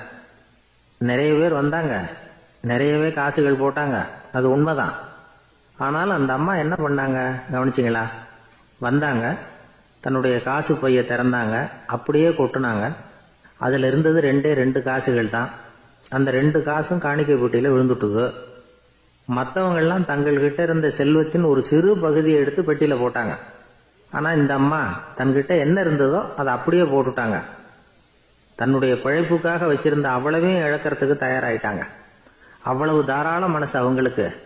அதனால அவங்க செலுத்தின காணிக்கை தான் அளவுல அதிகம் அப்படின்னார். விலை மதிப்பில்லாத முத்து புதையல் ஒருத்தனுக்கு கிடைக்க போகுதுன்னு வச்சுக்கோங்க. அதன் மதிப்பை உணர்ந்தவன் என்ன பண்ணுவான்? அதை அடையறதுக்காக தன்கிட்ட இருக்கிற எதையும் கொடுக்கறதுக்கு தயாரா இருப்பான் இல்லையா? அது மாதிரிதான் இதுவும் அப்படின்னார். உலக மதிப்பீடுகளை துரும்பா தூசியா மதிச்சு அதையெல்லாம் உதறி விடுகிறவன் இறையருள் அப்படிங்கிற இணையில்லாத செல்வத்தை பெறுகிறான் அப்படிங்கிறது இதுல உள்ள கருத்து. இறைவனுக்காக இழப்பதுன்னா துன்பப்படுகிறவர்களுக்காக, ஏழைகளுக்காக, ஏதுமற்றவர்களுக்காக இழப்பது அப்படின்னு அர்த்தம். உங்கள் அயலானுக்கு நீங்கள் என்ன உதவி செய்தாலும் அதை எனக்கே செய்கிறீர்கள் அப்படின்னு இயேசு சொல்லியிருக்கிறார். அடுத்தவங்களுக்கு உதவணுங்கிற குணம் இன்னைக்கு ரொம்ப குறைஞ்சு போச்சு. ஒருத்தன் வாழைப்பழத்தோல் வழுக்கி கீழே விழுந்துட்டான். பக்கத்துல இருந்த நண்பன் உடனே அவனை தூக்கிக்கிட்டு போய் ஆஸ்பத்திரியில சேர்த்துட்டான். அதுக்கப்புறம் சொன்னான், நீ அந்த வாழைப்பழத்தோல்ல காலை வைக்க போறத முன்னாடியே நான் கவனிச்சுட்டேன் அப்படின்னானா. அப்படின்னா அப்பவே நீ எனக்கு உதவி செஞ்சிருக்கலாமே அப்படின்னானா அவன். நான் டாக்டருக்கு உதவலாம்னு நினைச்சுட்டேன் அப்படின்னா இவன். ஒரு புகழ்பெற்ற ஜப்பானிய சாமுராய் வீரன், வாள் வீசுறதுல ரொம்ப கெட்டிக்காரன். ஒரு கடுமையான போர்ல கலந்து கொண்டுட்டு களைச்சு போய் திரும்பி வந்தான். படுக்கையில் விழுந்தான். பக்கத்தில் என்னமோ சத்தம் கேட்டுது. திரும்பி பார்த்தான். ஒரு எலி அவனை முறைச்சி பார்த்துக்கிட்டு இருந்தது. உடனே வாழை உருவனா வீசினான். அது தப்பிச்சுட்டு ஓடி போச்சு. எவ்வளோ முயற்சி பண்ணி பார்த்தா முடியல. கடைசியில் அந்த வாள் முறிஞ்சு போனது தான் மிச்சம். ஒரு பக்கம் அவனுக்கு இது அவமானமாக போயிட்டுது, இன்னொரு பக்கம் பயமாக போயிட்டுது. எவ்வளவோ போர்களில் எதிரிகளை பந்தாடினவன் அவன் ஒரு எலிகிட்ட தோத்து போயிடுறதா அவனால் சகிச்சிக்க முடியல. மனைவி கிட்ட சொன்னான் இப்படி நடந்துட்டுதுன்னு. அவன் சிரிச்சா, உங்களுக்கு புத்தியே இல்லை, எலியை போய் யாராவது வாளால் வெட்டுவாங்களா அப்படின்னு அந்த அம்மா சொன்னதும், நீ என்ன சொல்றேன்னா, ஒரு பூனையை கொண்டுட்டு வந்துட்டா போதும், அதுக்கப்புறம் ஏன் எலி வரப்போகுது அப்படின்னு அந்த அம்மா. உடனே ஒரு பூனை வந்து சேர்ந்தது. அது சாதாரண பூனை இல்லை, வீர சாகசங்கள்லாம் செஞ்சு பழக்கப்பட்ட பூனை. பெரிய இடத்துல வளர்ந்தது. அதை கொண்டுட்டு வந்துட்டாங்க. அந்த பூனை குறி பார்த்து எலி மேலே பாஞ்சுது. ஆனால் அந்த எலியை சுலபமாக தப்பிச்சு போட்டுது. அடுத்தபடியாகவும் பாயறதுக்கு முயற்சி பண்ணிச்சு அந்த பூனை. ஆனால் அந்த எலியோ ரொம்ப தந்திரமா திடீர்னு அந்த பூனையின் முகத்துக்கு நேராக பாஞ்சுது. அவ்வளவுதான். அந்த பூனை பயந்து போய் ஒரே தாவா தாவி ஜன்னல் வழியாக வெளியில் ஓடி போச்சு. அந்த வீரனுக்கு இது ஒரு பெரிய அதிர்ச்சியாக இருந்தது. அடுத்தபடியாக யோசனை பண்ணான். ராஜா வளர்த்துக்கிட்டு இருந்த அரண்மனை பூனையை ஒரு நாள் ஏரவலா கேட்டு வாங்கிட்டு வந்தான். ஊர் உலகம்லாம் பேர் வாங்கின பூனை இது. அந்த பூனையாலும் அந்த எலியை ஒன்றும் செய்ய முடியல. வீரனுக்கு ரொம்ப அதிர்ச்சி. அந்த அரண்மனை பூனைகிட்டயே போய் புலம்புனான். அரண்மனை பூனையே, நீயே தோத்து போயிட்டியே, இனிமே நான் என்ன செய்ய முடியும்னா. அந்த பூனை சிந்திச்சுது. அப்புறம் சொல்லிச்சு, இந்த காரியத்துக்கு இந்த மேல்மட்ட விவகாரம்லாம் சரிப்பட்டு வராது. சாதாரண வீட்டு பூனை கிடைச்சதுன்னா அதை கொண்டுட்டு வந்து விட்டுப்பார் அப்படின்னுது. சாதாரண பூனையால என்ன செஞ்சிட முடியும்னா இவன் நம்பிக்கை இல்லாம. இப்போ அந்த அரண்மனை பூனை சொல்லிச்சு, பெரிய வீட்டு பூனையெல்லாம் நல்லா சாப்பிட்டு தூங்கி பழக்கப்பட்டிருக்கோம். அதுக்கெல்லாம் ராஜதந்திரம் தெரியும். ஆனால் எலி பிடிக்க தெரியாது. அதுக்கான வளர்ப்பும் இல்லை, பயிற்சியும் இல்லை. ஏன்னா அதுக்கெல்லாம் பசி கிடையாது. சாதாரண வீட்டு பூனை அப்படி இல்லை. பசிக்கு ஆகாரம் தேடி அலையும். எலிகளை பிடிச்சி சாப்பிட்டுட்டு தான் உயிர் வாழும். அதனால அதுகளுக்கு எலியை பிடிக்கிற எல்லா உத்திகளும் தெரியும், எங்களுக்கு தெரியாது அப்படின்னுது. அது சரியே, அதுவும் பூனை தான், நீயும் பூனை தான். அதால முடிகிற காரியம் ஏன் உன்னால முடியல அப்படின்னு கேட்டான் இவன். இதுக்கு அந்த பூனை சொல்லிச்சு, இதே கேள்வியை நானும் கேட்டேன். உன்னுடைய தந்திர முறை என்னன்னு கேட்டேன். அதுக்கு பதில் சொல்லாம படுத்து தூங்கி போச்சு. அதை மறுபடியும் எழுப்பி கேட்டேன். அதுக்கு கோவம் வந்துட்டுது. இதுல என்ன தந்திர முறை வேண்டியிருக்கு? நான் ஒரு பூனை, அவ்வளவுதான். பூனைன்னா பூனை, பூனை எலியை பிடிக்கும், நான் எலியை பிடிக்கிறேன், அவ்வளவுதான்னுது அப்படின்னு சொல்லி விவரமா சொல்லிச்சு அந்த அரண்மனை பூனை. உடனே ஒரு சாதாரண பூனையை கொண்டுட்டு வந்துட்டாங்க. கொண்டாந்து விட்டா அது பார்க்கறதுக்கு ரொம்ப சாதாரணமா தெரிஞ்சுது. இந்த வீரனுக்கு நம்பிக்கை வரல. இருந்தாலும் அதை கொண்டுட்டு வந்து வீட்டுக்குள்ள விட்டான். ஒரே நிமிஷம் அந்த எலியை கவிட்டு வெளியில ஓடி போச்சு. மேலிடத்து பூனைகள்லாம் இதை வேடிக்கை பார்த்துக்கிட்டு வெளியில நின்றுகிட்டு இருக்குது. எல்லாரும் மெதுவா அந்த பூனையை நெருங்கி, உங்ககிட்ட அப்படி என்ன தனிப்பட்ட திறமை, அதோட ரகசியம் என்னன்னு கேட்டாங்க. அந்த சாதாரண பூனை ரொம்ப சாதாரணமா சொல்லிச்சான், அதெல்லாம் எனக்கு தெரியாது, நான் பூனை, அவ்வளவுதான், நீங்களும் பூனையா இருங்க அப்படின்னு சொல்லிவிட்டு அந்த பூனை தன்னுடைய வாயில கவிய எலியோடு அங்கிருந்து நடந்து போச்சு. இந்த கதையிலிருந்து நாம புரிஞ்சுக்க வேண்டிய தத்துவம் என்னன்னா, நீயாக இரு. இதுதான் அந்த தத்துவம். நம்ம ஒவ்வொருத்தருக்கு உள்ளேயும் ஒரு தனித்தன்மை இருக்கு. இதை அவங்கவுங்க புரிஞ்சுக்கிட்டு உண்மை இயல்பு புரிஞ்சுக்கணும். நம்முடைய இயல்பு என்னங்கிறது நமக்கு தெரியணும். அதை கண்டுபிடிக்கிறது தான் உண்மையான கலை. ஒரு பெரிய மனுஷன் வாயை அகலமா திறந்து வச்சுட்டு தூங்கிட்டு இருந்தான். உடனே ஒரு எலி உள்ள பூந்துட்டு தான். வீட்டு வேலையாள் டாக்டருக்கு போன் பண்ணான், எங்க முதலாளி வாய்க்குள்ள ஒரு எலி பூந்துட்டுது டாக்டர் அப்படின்னா. நான் உடனே புறப்பட்டு வரேன், அதுக்கு முன்னாடி நீ ஒரு ரொட்டி துண்டை எடுத்து ஒரு வாய்க்கு முன்னாடி காட்டு, உள்ள போன எலி வெளியில வந்துடும்னார் டாக்டர். சரின்னு சொல்லிவிட்டான். கொஞ்ச நேரத்தில் டாக்டர் அங்க போய் சேர்ந்தார். அப்போ வேலைக்காரன் ஒரு பெரிய மீனை அவர் வாய்க்கு நேரம் இப்படியும் ஆட்டிக்கிட்டு இருந்தான். நான் ரொட்டி துண்டை தானே காட்ட சொன்னேன்னாரு டாக்டர். அவன் சொன்னான், எலியை வெளியில கொண்டுட்டு வர்றதுக்கு ரொட்டி துண்டை காட்ட சொன்னீங்க டாக்டர், அதுக்கப்புறம் அந்த எலியை துரத்திக்கிட்டு ஒரு பூனை உள்ள போயிருக்கு, அதுக்காகத்தான் இந்த மீனை காட்டிட்டு இருக்கேன் நானா. இது எதுக்குன்னா இப்படி வேடிக்கையா சொல்றது, பூனை பூனையாக இருக்க வேண்டும், எலி எலியாக இருக்க வேண்டும், மனுஷன் மனுஷனாக இருக்க வேண்டும் அப்படிங்கறத புரிஞ்சுக்கிறது. நாம இருக்கிற வரை வெற்றி நிச்சயம். ஐயா, என்னுடைய நூல் வெளியீட்டு விழாவுக்கு அவசியம் நீங்க வரணும் அப்படின்னு கூப்பிட்டார் ஒருத்தர். எப்போ வரணும்னு கேட்டேன். அடுத்த வாரம்னார். சரி, புத்தகம் தயாராயிட்டுதா அப்படின்னு. நாளைக்கு தான் அச்சிக்க கொடுக்க போறேன்னார். என்னங்க இது, புத்தகம் அச்சிடுறதுக்கு முன்னாடியே அழைப்புதழை வந்து அச்சடிச்சு விட்டீங்களே அப்படின்னு கேட்டேன். அதனால என்னங்க, அந்த காலம் மாதிரியா போலாம், அச்சுக்கலை வந்து எவ்வளவோ முன்னேறியாச்சுங்க. Linotype, monotype, phototype, laser, இப்படி என்னென்னமோ வந்தாச்சு. இன்னைக்கு கொடுத்தா நாளைக்கே புத்தகம் தயார் அப்படின்னார். இப்படி இந்த அளவுக்கு முன்னேறி இருக்கிற இந்த அச்சுக்கலை ஆரம்பத்தில் எப்படி இருந்தது தெரியுமா? அந்த காலத்தில் காகிதம்னா என்னன்னே தெரியாது. அப்படி ஒன்று கண்டுபிடிக்கப்படவே இல்லை. அப்போல்லாம் எதையாவது ஒன்று எழுதணும்னா அதுக்கு ஆட்டு தோலை தான் பயன்படுத்தி இருக்கிறாங்க. கண்ணுக்குட்டி தோல் கூட அதுக்கு உபயோகப்பட்டு தான். ஐரோப்பாவில் இருந்த பாதிரியார்கள் தோலில் எழுதப்பட்ட புத்தகத்தை தயாரிக்கிறதுல ரொம்ப கெட்டிக்காரங்களாம். எகிப்து, அப்புறம் மத்திய தரைக்கடல் ஓரத்தில் உள்ள நாடுகள், இங்கெல்லாம் தோல் தான் எழுது பொருளாக பயன்பட்டு வந்திருக்குது. ஆனால் நம்ம நாட்டில் ஓலைச்சுவடிகளை எழுத்துக்கு பயன்படுத்தி இருக்கிறாங்க. எழுதுறதுக்கு தோலை பயன்படுத்தினவங்க பிறகு பேப்பரைஸ் அப்படிங்கிற கோரை புல்லை வந்து அதுக்கு பயன்படுத்தினாங்களாம். இதெல்லாம் அப்படி கொஞ்சம் கொஞ்சமாக கண்டுபிடிச்சிட்டு வந்திருக்கிறாங்க. அந்த புல்லை வந்து கச்சிதமாக நறுக்க வேண்டியது, நல்லா பதப்படுத்த வேண்டியது, அதுக்கப்புறம் அதில் எழுத வேண்டியது, அவ்வளவுதான். பேப்பருங்கிற சொல்லே இந்த பேப்பைரஸ் அப்படிங்கிறதுலேருந்து வந்தது தான். அதுக்கப்புறம் தான் காகிதம் வந்தது. இதை முதல்ல சீன நாட்டில் தான் கண்டுபிடிச்சாங்க. அது வந்த பிறகு அச்சு எந்திரம் கண்டுபிடிக்க வேண்டிய அவசியம் ஏற்பட்டது. அதை கண்டுபிடிச்சவர் ஜெர்மானிய அறிவியல் அறிஞர் ஜான் கூட்டன்பர்க். அச்சு கலைக்கு அடித்தளம் அமைச்சவர் அவர் தான். ஜெர்மனியில் மெயின்ஸ் அப்படிங்கிற ஊரில் 1399 பிறந்தார். அவரோட மாமன் ஒருத்தர் உலோக வேலையில் வல்லவர். அவர்கிட்ட அந்த வேலையை கற்றுக்கிட்டார். அதோட வைர கற்களை பட்டை தீட்டுறதுலையும் ரொம்ப தேர்ச்சி பெற்றிருந்தார். இளம் வயசுலேயே சும்மா இருக்க மாட்டாராம். எதை செஞ்சாலும் அதை திறமையாக செய்வாராம். அவர் தான் முதல்ல மர அச்சு எழுத்துக்களை உருவாக்கினார். அது மேலே மை தடவி பிரதிகள் எடுத்தார். அதுக்கப்புறம் உலோக எழுத்துக்கள், முதல்ல காரியம், அப்புறம் இரும்பு, அப்புறம் கலப்பு உலோகம். பிறகு அச்சடிக்கிறதுக்கு எந்திரம் ஒன்றையும் உருவாக்கினார். முதல்ல பைபிள் அச்சடித்தார். 1468 அவர் இறந்து போனார். 16ஆம் நூற்றாண்டில் மேலை நாடுகளிலிருந்து மர எழுத்துக்களை கொண்டுகிட்டு தமிழ்நாட்டில் கிறிஸ்துவ நூல்களை அச்சிட்டாங்க. அப்பெல்லாம் அச்சகங்கள் போதிய அளவுக்கு இங்கே இல்லை. அதுக்கு என்ன காரணம்னா, இந்தியர்கள் அச்சகங்களை நடத்தக்கூடாது அப்படின்னு சட்டம். 1835 வரைக்கும் அந்த சட்டம் நடைமுறையில் இருந்தது. இந்த நிலைமையில் அங்கேயும் இங்கேயுமா 1-2 அச்சகங்கள் ஆரம்பமாச்சு. 1713 தரங்கம்பாடியில் லூத்தரன் மிஷன் அச்சகம், அதே ஆண்டில் சென்னையில் SPCK அச்சகம். இது ரெண்டும் தான் இந்தியாவில் முதல்ல தொடங்கப்பட்ட அச்சகங்கள். ஆட்டுத்தோல்லையும் ஓலைச்சுவடியிலையும் எழுதப்பட்ட எழுத்துக்கள் இன்னைக்கு எங்கேயோ போயிட்டுது. ஆனால் நம்ம ஊரில் எழுத்தாளர்கள் நிலைமை தான் ஒன்றும் சொல்லிக்கிறது மாதிரி இல்லை. நம்ம ஆள் ஒருத்தர் சொன்னார், சார், நான் சொந்தத்தில் ஒரு அச்சாபீஸ் வச்சுருந்தேன், இப்போவும் வச்சிருக்கிறேன்.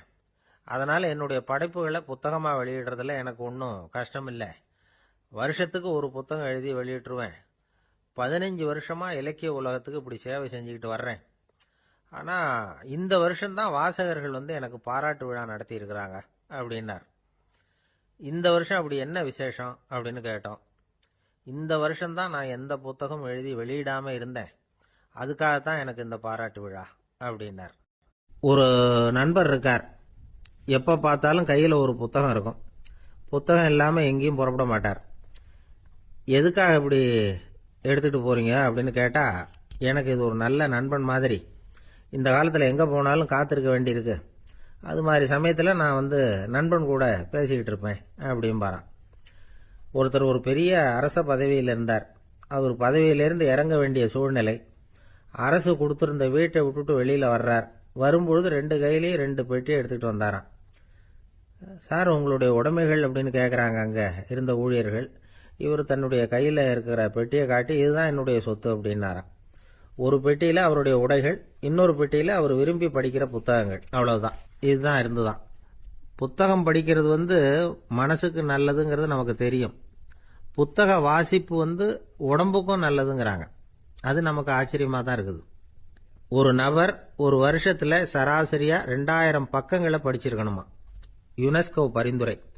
ஆனால் நம்ம நாட்டில் நாம் சராசரியா படிக்கிறது 32 பக்கங்கள். அவ்வளவுதான். இவ்வளவுக்கு நம்ம நாட்டில் 6000த்துக்கும் மேற்பட்ட நாளேடுகள், 2000த்துக்கும் மேற்பட்ட இதழ்கள், மலர்கள், இவ்வளவு இருந்தும் சரியா வரல. இந்த உலகத்தில் முதல் நூலகம் எங்கே எப்போ ஆரம்பமாச்சு தெரியுமா? கிமு 2500 ஆண்டில் அது ஆரம்பமாயிருக்குது. பாபிலோனியாவில் அமில் அணு அப்படிங்கிற அரசன் தான் நூலகத்தை உருவாக்கி இருக்கிறான். அப்போல்லாம் தாள் கிடையாது, களிமண் தான். களிமண் பலகைகளில் எழுதி அதை தொகுத்து அப்படியே நூலாக்கி அதை நூலகத்தில் வச்சுருப்பாங்களாம். அரசருடைய நூலகத்தில் 1000த்துக்கும் மேற்பட்ட நூல்கள் இருந்ததாக வரலாற்று குறிப்பு இருக்குது. அது மட்டும் இல்லை, அந்த நூலகத்தில் பொருள் வாரியாக, அதாவது சப்ஜெக்ட் வாரியாக புத்தகங்களை வகைப்படுத்தி வச்சுருந்தாங்களாம். அதில் மிச்சம் இருந்த ஒரு 25 களிமண் பலகை புத்தகங்கள் இன்னைக்கும் பிரிட்டிஷ் அருங்காட்சியகத்தில் இருக்குதான். அச்சு தாள் இதெல்லாம் ஏற்பட்டதுக்கு அப்புறம் அமைக்கப்பட்டது தான் பிரான்சில் இருக்கக்கூடிய பாரிஸ் நூலகம். 1480 பிரெஞ்சு மன்னர் 11ஆம் லூயி இந்த நூலகத்தை அமைச்சாராம். ஆனால் அப்பெல்லாம் அரசர்கள் மட்டும்தான் நூலகத்தை பயன்படுத்த முடியுமா. அதுக்கப்புறம் 17ஆம் நூற்றாண்டில் இந்த முறை மாறி பொதுமக்கள் அங்கே போகலாம், படிக்கலாம் அப்படிங்கிற நிலைமை வந்துதான். போட்லியன் நூலகம் அப்படின்னு அதுக்கு பேர், பாரிஸ் நகரத்தில் இருக்குது. அங்கே தான் நூல்களின் பட்டியல் தயாரிப்பு பணி ஆரம்பமாச்சு. கல்வி வளர்ச்சியையும் நூலகத்தையும் இணைச்சவர் நெப்போலியன் போனபார்ட். முன்பணம் செலுத்தி புத்தகத்தை படிக்கிற முறையையும் அவர் தான் கொண்டுட்டு வந்தாராம். மக்கள்கிட்ட வசூலிக்கிற வரியின் ஒரு பகுதியை நூலகத்துக்கு பயன்படுத்தினவரும் அவர் தானா. நெப்போலியன் நூலகத்தில் உலகத்தில் உள்ள எல்லா மொழி நூல்களும் இருக்குதான். அங்கே ஒரு தமிழ் நூலும் இருந்திருக்குது. அது என்னன்னா கம்பராமாயணம். சோவியத் யூனியனுக்கு படையெடுத்து போனப்போ அங்கேருந்து லட்சக்கணக்கான புத்தகங்களை இந்த பனிச்சறுக்கு வாகனங்கள் இருக்குல்ல அதில் கொண்டுகிட்டு வந்ததாக வரலாறு. அடுத்தபடியாக குறிப்பிட்டு சொல்லத்தக்க நூலகம் எதுன்னா பிரிட்டிஷ் நூலகம். மிக பழைய கையெழுத்து பிரதியெல்லாம் கூட அங்கே இருக்குது. 1753 ஆரம்பமாச்சு. அதில் உள்ள நூல்களை வரிசையாக அடுக்கினா 180 கிலோமீட்டர் நீளத்துக்கு வருமா. மிகப்பெரிய நூலகம் அமெரிக்க தலைநகர் வாஷிங்டனில் இருக்குதான். இந்தியாவை பொறுத்த வரைக்கும் பெரிய பழைய நூலகம் எதுன்னா கல்கத்தா நூலகம். எல்லா இந்திய மொழி நூல்களும் இங்கே உண்டு. மகாகவி பாரதியார் நடத்தின இந்தியாங்கிற இதழின் எல்லா பிரதிகளும் அங்கே பாதுகாப்பாக இருக்குது. படிக்கும் பழக்கம் இங்கே வளர வேண்டியிருக்குது. ஒருத்தர்கிட்ட ஒரு புஸ்தகத்தை கொடுத்து விமர்சனம் எழுத சொல்லியிருந்தாங்க. கொஞ்ச நாள் கழித்து அவரை போய் பார்த்து, என்னங்க புஸ்தகத்தை படித்து பார்த்தீங்களா அப்படின்னு கேட்டாங்களாம். இதுக்கு அவர் சொல்லியிருக்கிறார், இன்னும் நான் படித்து பார்க்கலிங்க, இப்போ தானே விமர்சனமே எழுதி முடிச்சிருக்கிறேன், இனிமே தான் படிக்கணும் அப்படின்னாராம். ஒருத்தர் அவசரமாக போய்கிட்டு இருந்தார். எங்கே போய்கிட்டு இருக்கீங்க அப்படின்னு கேட்டார் ஒரு பெரியவர். கடைக்கு போகிறேன் சார், சாமான் வாங்கறதுக்கு அப்படின்னார். அங்கே போகிறதுக்கு முன்னாடி தெரிஞ்சிக்க வேண்டியதெல்லாம் தெரிஞ்சுக்கிட்டீங்களா அப்படின்னு கேட்டார் பெரியவர். கடைக்கு போய் காசை கொடுத்து ஒரு பொருளை வாங்கிட்டு வரப்போகிறோம், இதில் தெரிஞ்சிக்க வேண்டியது என்ன இருக்குது அப்படின்னார் அலட்சியமாக. இப்போ அந்த பெரியவர் பேச ஆரம்பித்தார். இந்த உலகத்தில் எந்த ஒரு செயலில் இறங்குறப்பவும் நாம் நல்லா ஆலோசனை பண்ண வேண்டிய விஷயம் 5 அப்படின்னார். உதாரணமாக, ஒருத்தன் கடைக்கு போய் ஏதோ ஒரு பொருளை வாங்கிட்டு வர போகிறான்னு வச்சுக்கங்களேன். அப்போ கூட அவன் 5 விஷயங்களை பற்றி தெரிஞ்சுக்க வேண்டியிருக்குது அப்படிங்கிறார் அவர். முதல்ல அந்த பொருள் எப்படிப்பட்டது அப்படிங்கிறத தெரிஞ்சுக்கணும். ரெண்டாவதா தன்னை பற்றியும் தெரிஞ்சுக்கணும். அப்போ தான் அந்த பொருள் தனக்கு தேவையா இல்லையா அப்படிங்கிறத புரிஞ்சுக்க முடியும். மூணாவதா தெரிஞ்சுக்க வேண்டியது ஒன்று இருக்குது. அது என்னன்னா, அந்த பொருளை அடையறதுக்கு வழி என்ன அப்படிங்கிறத தெரிஞ்சுக்கணும். அதாவது எவ்வளவு பணம் கொடுத்தா அது கிடைக்கும், இது மாதிரியான விஷயங்கள்.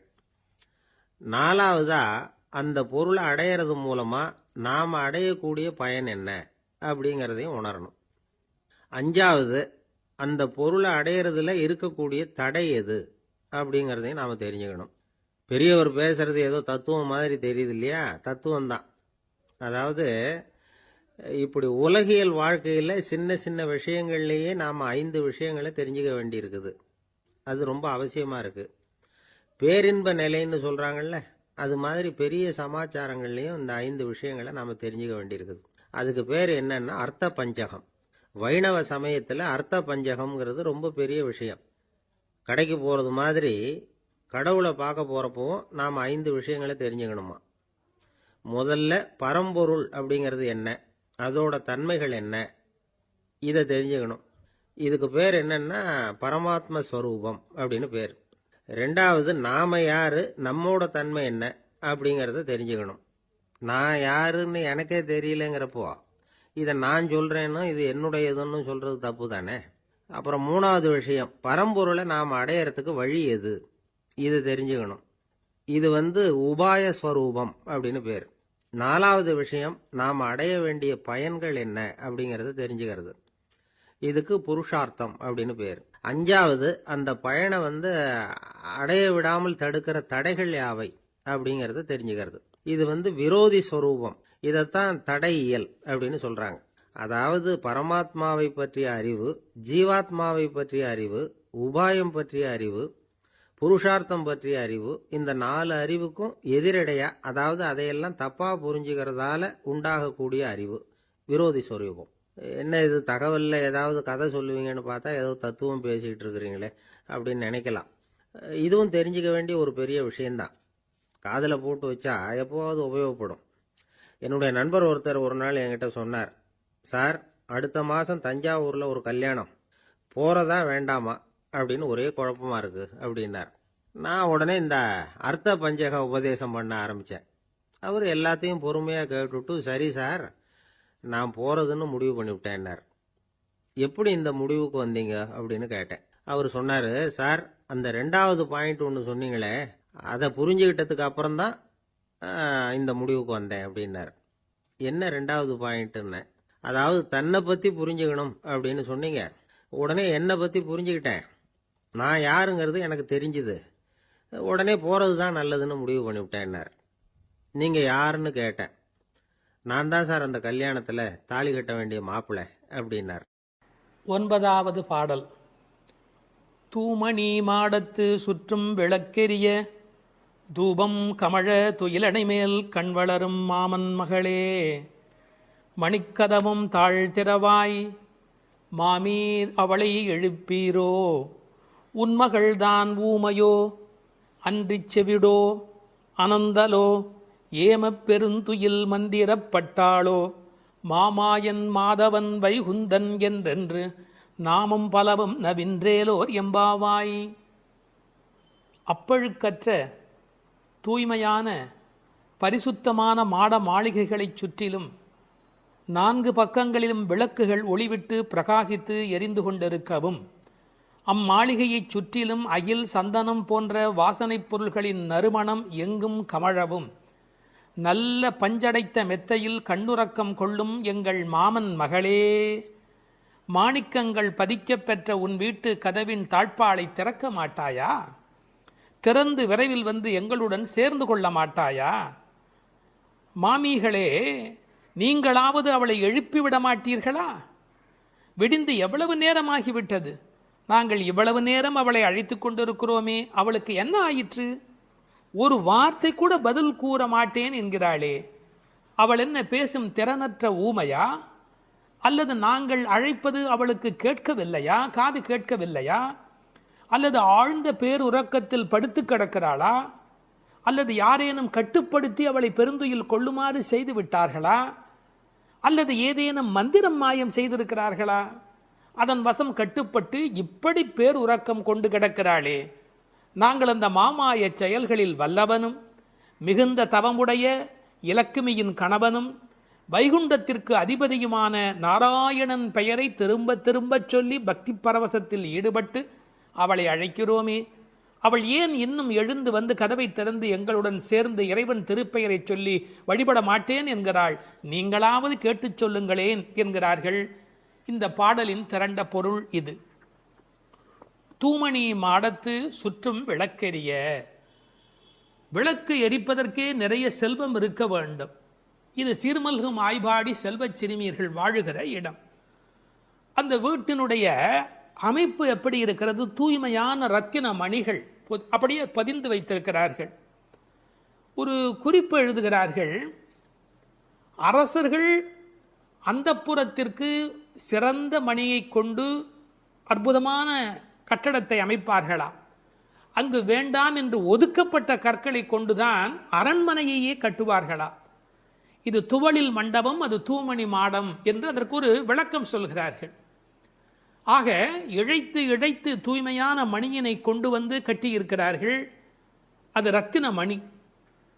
இந்த பெண் எழுந்திருந்திருக்க வேண்டும், எழுந்திருக்கவில்லை. ஒரு வித்தியாசம் இருக்கிறது. ஒரு குடும்பம் விழிப்பதற்கு முன்பு விழிக்க வேண்டியவள் அந்த வீட்டில் இருக்கிற பெண். ஏனென்றால் ஆண் எழுந்தால் அவனை மட்டும்தான் சுத்தம் செய்து கொள்கிறார். பெண் எழுந்தால் அந்த வீடே சுத்தமாகிறது என்று ஒரு பொன்மொழி சொல்வார்கள். எனவே ஒரு பெண்ணாகி இருக்கிறவள் இப்படி உறங்கிக் கொண்டிருக்கலாமா? தூமணி மாடத்து சுற்றும் விளக்கெரிய. 4 புறங்களிலும் நல்ல விளக்கு எரிந்து கொண்டிருக்கிறது. அது மட்டுமல்ல, அகில் சந்தனம் போன்ற நறுமண புகை வீசுகிறது. தூபம் கமழ, செல்வச் செழிப்பு. துயிலணை மேல் கண் வளரும். அது தூங்குவதற்காகவே அமைக்கப்பட்டிருக்கிற ஒரு பெரிய மெத்தை. அதாவது அந்த மெத்தையை பார்த்தாலேயே வா வா வா வந்து படு என்று அழைப்பதை போல 5 விதமான சிறப்புகள் அமைந்திருக்கக்கூடிய பஞ்சனை அது. அதில் அழகு இருக்கிறது, மென்மை இருக்கிறது, குளிர்ச்சி இருக்கிறது, சுகம் இருக்கிறது. அப்படிப்பட்ட அருமையான அந்த பஞ்சனையின் மீது அவள் படுத்திருக்கிறாள். தமிழிலே தூங்குகிறார்கள் என்று சொல்ல மாட்டார்கள், கண்வளராய் என்று சொல்வார்கள், மங்களம் கருதி. ஏன்னால் தூங்கிவிட்டார் என்றால் அமங்கலமாகிவிடுமே என்பதற்காக கண்வளராய் என்று சொல்லை பயன்படுத்துவது வழக்கம். சின்ன வயதிலிருந்து குழந்தை கண் வளருது என்று ஒரு வார்த்தை சொல்வார்கள். அதில் ஒரு விஞ்ஞான குறிப்பே இருக்கிறது. உண்மையிலேயே கர்ப்பத்தில் குழந்தை தூங்குவதால் தான் வளருகிறது. அது ஒரு 10 மாத காலம் தாயின் கர்ப்பத்தில் கண் திறக்காது. கண் திறந்து விட்டால் ஊமை, அது விதவிதமான குறைபாடு உடைய ஊனமான குழந்தையா வந்து பிறக்கும் என்று விஞ்ஞான குறிப்பு இருக்கிறது. அந்த குழந்தை கண்களை மூடிக்கொண்டு தூங்கிக் கொண்டே இருக்கும். அதில் என்ன ஆச்சரியம் என்று கேட்டால், அப்போதான் அது வளருகிறது. ஒரு புள்ளியிலிருந்து ஒரு குழந்தையாக முழுமையாக வளருகிறது. அந்த கண் வளருதல் என்பதிலே தூங்கும் போது வளர்ச்சி நிகழ்கிறது என்கின்ற ஒரு குறிப்பு இருக்கிறது. மனிதனுக்கு கூட தூக்கம் அவசியம். ஏன்னா உடம்பில் இருக்கிற செல்கள் தங்களை புதுப்பித்துக் கொள்வதற்கு மனிதன் தூங்க வேண்டி இருக்கிறது. அடுத்து உறவு சொல்லி அழைக்கிறாள். மாமன் மகளே. இவள் அந்தணகுல பெண் என்றாலும் ஆயர் குலமகளாக ஆகும் விருப்பத்தின் காரணமாக ஒரு சம்பந்தத்தை ஏற்படுத்திக் கொள்கிறாளாம். இதை உரையாசிரியர்கள் எழுதும்போது ஒரு அழகான வாக்கியமாக குறிப்பிடுகிறார்கள். திருவாய்ப்பாடியிலே ஒரு பிரகிருதி சம்பந்தம் தனக்கு உஜ்ஜீவன ஹேதுவாக ஆண்டாள் ஆசைப்பட்டபடி, அழகிய மணவாள பெருமாள் நாயனாருடைய வியாக்கியானத்திலே திருவாய்ப்பாடியிலே ஒரு பிரகிருதி சம்பந்தம் தனக்கு உஜ்ஜீவன ஹேதுவாக ஆண்டாள் ஆசைப்பட்டபடி மாமன் மகளே என்று உறவு சொல்லி அவள் அழைக்கிறாள். மணிக்கதவம் தாழ்த்திரவாய். அது உள்ளிருப்பது வெளியே தெரியும்படி அமைக்கப்பட்டிருக்கிற ஒரு வீடு. அவள் எப்படி தூங்குகிறாள் என்பது கூட வெளியே தெரிகிறது. அந்த கட்டில், அந்த மெத்தை, அந்த விளக்கு எரிகிறது. இந்த பாடலே மிக ரசமான ஒரு பாடல். திருப்பாவையில் 30 பாட்டு அழகு என்று சொன்னால் இந்த பாட்டுக்கு என்று தனியான ஒரு ரசனை உலகத்தில் தனியான ஒரு கூட்டமே உண்டு. மணிக்கதவம் தாழ்த்திரவாய், நீ வந்து திற. ஏன்னா எழுந்து வந்து திறக்கிற போது நாங்களா திறந்து கொண்டு உள்ளே வந்தால் அது மரியாதையாக இருக்காது ஒரு வீட்டுக்குள்ளே. நீ வந்து திற. ஆனால் அவள் அசைவதாக தெரியவில்லை. அவளுடைய அம்மா எழுந்து விட்டாள். அவள் மற்ற வேலைகள் பார்த்து கொண்டிருக்கிறாள். அதனால உறவு சொல்லி அவளை அழைக்கிறார்கள். மாமீர், அவளை எழுப்பீரோ? நீங்கள் அவளை எழுப்பிவிடக்கூடாதா? அப்படி தூங்கி கொண்டிருக்கிறாளே. உன் மகள்தான் தன்னுடைய தோழியினுடைய தாயை பார்த்து சொல்கிறாள், உன் மகள்தான் ஊமையோ அன்றி செவிடோ. என்ன பொருள் தெரியுமா? பேச்சு வராதவர்கள் என்று பொருள் அல்ல. ஊமை என்ற சொல்லுக்கு இறை நாமம் சொல்லாதவர் என்று பொருள் என்று எழுதுகிறார். இறைவனுடைய நாமத்தை சொல்ல வேண்டிய சந்தர்ப்பத்தில் சொல்லவில்லை என்றால் பிறகு நாக்கிருந்து என்ன பையன்? பேசாத நாளெல்லாம் பிறவா நாளே என்பார்கள் அல்லவா. உண்ணா நாள் என்பது இந்த உலகத்தில் சாப்பிடாத நாள் அல்ல, உன்னை வணங்காத நாள் தான் உண்மையிலேயே உண்ணா நாள் என்று குறிப்பிடுவார்கள். ஊமையோ அன்றி செவிடோ. ஏன்னா இறைவன் புகழ் கேளாத செவியென்ன செவியே என்று சிலப்பதிகாரம் பேசும். இந்த பெருமானுடைய புகழை நாங்கள் சொல்லுகிறோம், அவள் காதிருந்தும் கேட்கவில்லையே. நேற்று வரை நன்றாக பேசினாளே, இன்று என்ன ஊமையாகி விட்டாளா? அழைப்பு அவள் காதில் போய் விழவில்லையா? அல்லது இரண்டுமே அவளுக்கு இணைந்து விட்டதா? சோம்பல் வயப்பட்டாளா? யாரேனும் மந்திரம் மாயம் செய்து விட்டார்களா? என்ன நடந்து விட்டது? ஊமையோ அன்றி செவிடோ. மாமாயன் மாதவன் வைகுந்தன் என்றென்று நாமும் பலவும் நவின்றேலோர் எம்பாவாய். ஏன்னா மந்திர துயில் பட்டாளே. இப்படி அவள் பிடிவாதமான ஒரு தூக்கத்தில் போய் மாட்டிக்கொண்டு இருக்கிறாளே. நாங்கள் அழைக்கிறோம். எதை சொல்லி அழைக்கிறோம்? மாமாயன், மகா மாயையில் வல்லவனாகிய பெருமான். மாதவன் நம்முடைய சாதாரண தவம் அல்ல, எல்லா தவங்களுக்கும் அப்பாற்பட்ட பெரும்பொருள். அந்த தவத்தால் அடைய வேண்டியவன் கருணையினால் தானாகவே நம்மிடத்தில் வருவதால் அவன் மாதவன். வைகுந்தத்தில் இருக்கிறவன் என்றாலும் கருணை காரணமாக ஒவ்வொரு கோயிலிலும் அர்ச்சாவதாரத்தில் எழுந்தருளி இருக்கின்றவன். வைகுண்டபதி என்றாலும் இந்த பூமிக்கு கிடைக்கிறவன். வைகுந்தன் என்றென்று நாமும் பலவும் நவின்று. உண்மையிலேயே திருப்பாவையினுடைய நோக்கமே இறைவனுடைய நாமத்தை பல வகையில் சொல்வது. இறைவனுடைய நாமத்துக்கு மிகுந்த சக்தி அதிகம். கட்டிப்பொன் போலே அவன், பணிப்பொன் போலே திருநாமம் என்று உரை எழுதுவார்கள். அதாவது தங்கத்தில் ஒரு பெரிய கட்டி இருந்தால் கூட அதை வைத்துக்கொண்டு என்ன பண்ணுவது? ஆனால் பணிக்கப்பட்ட பொன், வளைக்கப்பட்ட பொன்னாக இருந்தால் அது பல சமயத்தில் ஆபத்துக்கு உதவும். ஒரு மோதிரமாக இருந்தால் அடகு கடையில் வைத்து கூட ஒரு ஆபத்திலேருந்து வெளியில் வரலாம். இறைவன் வைகுந்தத்திலே இருக்கிறான் என்று சொன்னால் கட்டிப்பொன் போலே, ஆனால் பணிப்பொன் போலே அவனுடைய திருநாமம், நாமம் பலவும். இன்னும் கூட நிறைய விளக்கங்கள் சொல்வார்கள். இறைவனுடைய நாமம் இறைவனை விட செல்வாக்கு உடையது என்று. ஒரு வங்கிக்கு போகிறோம், செக்கில் கையெழுத்து போட்டு கொடுத்தா நம்ம கையெழுத்துக்கு தான் அதிக பலம் இருக்குமே ஒழிய நாமே போய் நின்று கொண்டு பணம் கொடுன்னு கேட்டால் கூட கொடுக்கறதுக்கு யோசிப்பா. எப்படி கொடுப்பார்கள்? கையெழுத்துக்கு அவ்வளோ பெரிய சக்தி இருக்கிறது. அதுபோல் நாமும் இறைவனை காட்டிலும் வலிமை உடையது என்று ஒரு குறிப்பு சொல்வார்கள். ஒரு சின்ன வரலாறு. காஞ்சி மகா சுவாமிகள் உடல்நல குறைவு மாதிரி ஜுரத்தில் இருக்கிறார்கள். மருத்துவர் வர சொன்னார்கள். அவர் உடனே மருந்தெல்லாம் கொடுக்க வேண்டி இருக்குமோ என்ற எண்ணத்தில் அவர் வந்தார். உன்னை யார் இப்படிலாம் வர சொன்னா? நீ உட்கார், நான் இப்போ என்னுடைய டெம்பரேச்சர் எடுத்துக்கோ, விஷ்ணு சஹஸ்ரநாமம் சொல்ல போகிறேன், சொல்லி முடிச்சதுக்கு அப்புறம் டெம்பரேச்சர் எப்படி இருக்கு பார் அப்படின்னு சொல்லிட்டு விஷ்ணு சஹஸ்ரநாமம் சொல்லுவதற்கு முன்பு ஜுரம் இருந்தது, சொல்லி முடித்த பிறகு ஜுரம் இல்லவே இல்லை. உன்னை எதுக்கு தெரியுமா கூப்பிட்டேன், மருந்து கொடுத்து தான் இதை காப்பாற்றணுங்கிறது இல்லை, விஷ்ணு சஹஸ்ரநாமம் சொன்னாலேயே ஜுரம் போயிடும்னு தெரிஞ்சுக்கோ என்று ஒரு செய்தி சொன்னதாக ஒரு வரலாறு உண்டு. அவனுடைய நாமம் எல்லா நோய்களையும் போக்கக்கூடியது. அந்த நாமம் பலவும் நவின்றேலோர் எம்பாவாய். அந்த நாமங்களை நாம் வாய் திறந்து பாடுவோம் என்பதாக இந்த பாட்டு நிறைவு பெறுகிறது. 8வது திருப்பாவை பாட்டு. உற்சாகமுள்ள ஒரு பெண்ணை உறக்கத்திலிருந்து எழுப்புகிறார்கள். கீழ்வானம் வெள்ளென்று எருமை சிறுவீடு மேய்வான் பரந்தனகான், மிக்குள்ள பிள்ளைகளும் போவான் போகின்றாரை போகாமல் காத்து உன்னை கூவுவான் வந்து நின்றோம். கோதூகலமுடைய பாவாய் எழுந்திராய், பாடிப்பறை கொண்டு மாவாய் பிளந்தானே, மல்லரை மாட்டிய தேவாதி தேவனைச் சென்று நாம் சேவித்தால் ஆவா என்று ஆராய்ந்து அருளேலோர் எம்பாவாய். 8ஆம் பாட்டின் உரை. கண்ணனை எப்போதும் எண்ணி குதூகலமே வடிவான ஒரு பெண் இப்பாடலில் எழுப்பப்படுகிறாள். எப்போதும் மகிழ்ச்சி நிறைந்த பெண்ணே, கிழக்கு வெளுத்து விட்டது. பனிப்புல் மேய்வதற்காக எருமைகளை அவிழ்த்து விட்டு விட்டார்கள். பாவை நோன்புக்கென்ன நீராட மிகுதியான நமது கூட்டத்தைச் சேர்ந்த பெண்கள் பாவையின் நோன்பு கொண்டாடும் இடத்திற்கு புறப்பட்டு சென்று கொண்டிருக்கிறார்கள். அவர்களை நடுவில் நிறுத்தி உன்னை அழைத்து செல்வதற்காக நாங்கள் வந்திருக்கிறோம்.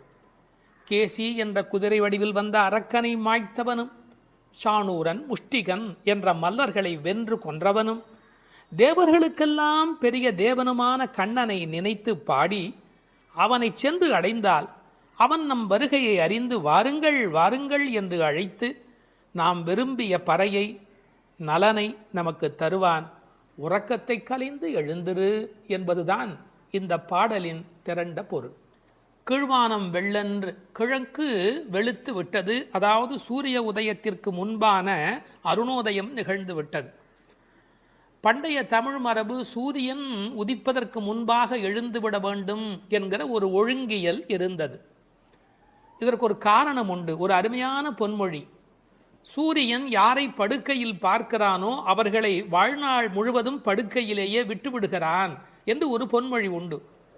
மனிதன் நோயின்றி இருக்க வேண்டும் என்று சொன்னால் விடியல் வேளையிலே சூரியன் வருகிறதற்கு முன்பாக எழுந்து நின்று அந்த சூரியனை வரவேற்பதற்கு தயாராக இருக்க வேண்டும். இந்த கிழக்கு வெளுத்தது என்பதை கீழ்வானம் வெள்ளென்று என்று எழுதுகிறார். ஒரு குறிப்பு, இவையெல்லாம் வெளியில் நடக்கிற விஷயங்கள். சூரியோதயத்திற்கு முந்தைய வானம் வெளுத்த நிலை. வெளியில் நடக்க வேண்டியதெல்லாம் நடந்து விட்டதே, உள்ளே நடக்க வேண்டியது நடந்திருக்கிறதா? வெளி அடையாளங்கள் சரியாக இருக்கின்றன, உள்ளே நிகழ வேண்டிய ஆன்ம விடியல் அது நடந்திருக்கிறதா? உனக்கு என்ன அஞ்ஞானமா? இன்னொரு அடையாளம் சொல்லுகிறாள், விடியலுக்கான அடையாளம். எருமை மாட்டை அவிழ்த்து விட்டு விட்டார்கள், மேய்ச்சல் நிலத்திற்கு கூட்டி போக போகிறார்கள். ஆனால் மேய்ச்சலுக்கு போவதற்கு முன்பு அதை அவிழ்த்து விட்ட உடனே பனிப்புல் மேய்வதற்கு அனுமதிப்பார்கள். அதுவும் பரபர என்று ஓடிவர் வந்து அந்த பனிப்புல்லை எல்லாம் மேயும். காரணம், பனிப்புல் மேய்ந்தால் பால் நன்றாக இருக்கும் என்பது ஆயர்பாடியினுடைய கொள்கை. ஆண்டாள் அந்தணர் குலத்தில் பிறந்து வளர்ந்தாலும் கூட அவளுடைய இயல்பு ஆயர்பாடியின் உண்மைகள் அனைத்தையும் தெரிந்து வைத்திருக்கிறாள். எருமை சிறுவீடு மேய்வான், சிறுவீடு சின்னதாக விட்டிருக்கிறார்கள், முழுசா விட்டுடலை. அது கொஞ்சம் அப்படி பக்கத்தில் போய் அந்த அவிழ்த்து விட்ட உடனே வந்து வெளியில் இருக்கிற அந்த பனிப்புல்லை மேய தொடங்குகிறது. அறிந்தோ அறியாமையிலேயோ எருமை என்ற வார்த்தையை பயன்படுத்துவதிலே ஒரு கிண்டல் இருக்கிறது. ஏன்னா யாராவது அதிக நேரம் தூங்கி கொண்டிருந்தா என்னடா அப்படி எருமை போல தூங்குறியே என்று ஏசுவார்கள். எருமையே எழுந்து விட்டதே, நீ இன்னும் எழுந்திருக்கவில்லையா? அதில் ஒரு கேலி இருக்கிறது, ஒரு கிண்டல் இருக்கிறது. எருமை சிறுவீடு மேய்வான் பரந்தனகான், ஓடுது, அது பாட்டுக்கு அதை போய் திங்கிறதுக்காக அது பறந்து புறப்பட்டது.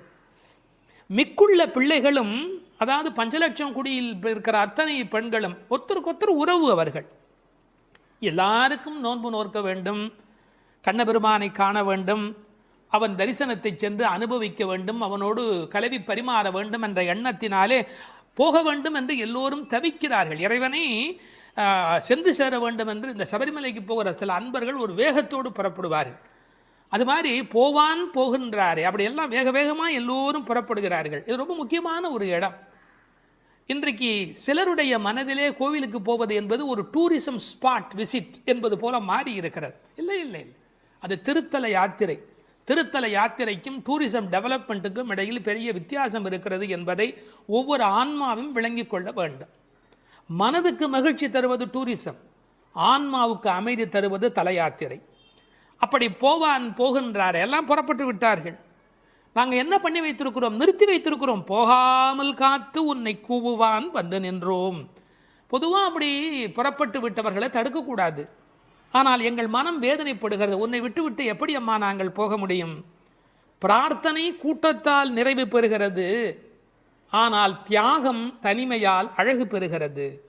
தியாகம் தான் ரொம்ப முக்கியம். பிரார்த்தனையை விட நிறைய பிரார்த்தனைகள் இருக்கட்டும், அதை விட தியாகம் அதை விட முக்கியம். நாங்கள் எல்லாரும் புறப்பட்டு விட்டார்கள், அவளை தடுத்து நிறுத்தி வைத்திருக்கிறேன், ஒன்று அழைத்து கொண்டு போக வேண்டும் என்று. ஒருவரை விட்டு விட்டு போனாலும் மனம் நிம்மதி அடையுமா? நாம் சாப்பிடுகிறோம், நமக்கு வேண்டிய ஒரு அன்பர், ஐயோ ஒரு வரலையே ஒரு வரலையே ஒரு வரலையே என்று தவிப்போம் இல்லையா? அதுபோல் கண்ணனை அனுபவிக்கின்ற அனுபவத்திலே ஒருத்தி விட்டு போனாலும் அவர்கள் மனது வேதனைப்படுகிறது. அதனால் போகின்றாரே போகாமல் காத்து உன்னை கூவுவான் வந்து, உன்னை கூப்பிடுவதற்காக வந்து நிற்கிறோம். ஒரு அழகான வார்த்தை நான் படித்தது, காத்திருப்பதற்கு அதிக பொறுப்பு வேண்டும். இந்த உலகத்தில் ஒரு விஷயத்துக்கு காத்திருப்பது என்பதற்கு கூடுதலான பொறுப்பு வேண்டும். கல்யாண பந்தியிலேயே பல பேர் பரபரக்கிறார்கள், கூப்பிடாமலேயே சாப்பிட ஓடுகிறார்கள். ஆனால் இவர்கள் பக்திக்கு போகிற போது கூட ஒருத்தி வர வேண்டுமே என்று காத்திருக்கிறார்கள். பொறுமை உள்ளவர்களே இந்த உலகத்தை ஒளிமயமாக ஆக்குகிறார்கள். யான் பெற்ற இன்பம் பெருக இவ்வையகம் என்று எண்ண வேண்டும் அல்லவா? இன்னும் ஒரு வார்த்தை சேர்த்தே சொல்லுகிறேன், பொறுமை கூட ஒரு வழிபாடுதான். பொறுமை கூட ஒரு உயர்ந்த வழிபாடுதான். வழிபாட்டின் ஓர் அங்கம் அல்ல பொறுமை என்பது, வழிபாட்டின் ஓர் அங்கம் அல்ல, பொறுமையே ஒரு பெரிய வழிபாடு. கடைசி மாணவனுக்கும் பாடம் சொல்லிக் கொடுக்கிறவரே நல்ல ஆசிரியர். அதுபோல் உன்னை விட்டு விட்டு போக எங்களுக்கு மரம் வரவில்லை அடி அம்மா, அதனால் உனக்காக காத்திருக்கிறோம். ஏனென்றால் நீ வந்தால் அந்த இடம் கலகலப்பாக இருக்கும். கோதூகலமுடைய பாவாய் எழுந்திராய். சாதாரணமாகவே இளம்பெண்கள் எப்போவுமே சிரித்தபடி இருப்பார்கள். அவர்கள் இருக்கிற இடத்துல சத்தம் ஜாஸ்தியாக இருக்கும். விஞ்ஞானத்திலேயே ஆண் மூளை பெண் மூளையை பற்றி பிரித்து வைத்து சொல்கிறார்கள். ஆணினுடைய மூளையிலே பேசுவதற்கான பேச்சு மையம் என்பது மிக குறைவு. ஆனால் பெண்ணினுடைய மூளை அமைப்பிலே பேசுவதற்கான மையம் என்கிற அந்த தன்மை கூடுதல். மொழி வளம் என்பது ஒரு பெண்ணுக்கு எளிமையாக வரும். மொழி வளம் என்பது ஆண் பருவமடைய அவனுடைய பேச்சிலே அது வராது. கோதூகலமுடைய பாவாய், எப்போதும் உற்சாகமாக இருக்கிறவள். பாடிப்பறை கொண்டு, என்ன பொருள்? நாம் போய் பாடினால் அவன் பறை நமக்கு தருவான். இதற்கு வெளிப்படையான பொருள் நோன்புக்குரிய அந்த மண்ணினால் செய்யப்பட்ட தோல் கருவியாகிய பறை. ஆனால் ஆழத்தில் பார்த்தால் ஒவ்வொரு உயிரும் இந்த உலகத்தில் பெற வேண்டியது முக்தி. அந்த முக்தியை தரக்கூடிய பரம்பொருள் பரமாத்மா அவன். அதனால் அவனை பாடுவதால் நாம் பறை கொள்ளலாம். மாவாய் பிளந்தானே, குதிரை வடிவத்திலே ஒரு அரக்கன் வருகிறான். அவனுடைய வாய் பிளந்து அவனை கண்ணபெருமான் கொல்லுகிறான். மா விலங்கு, வாய் பிளந்தானே.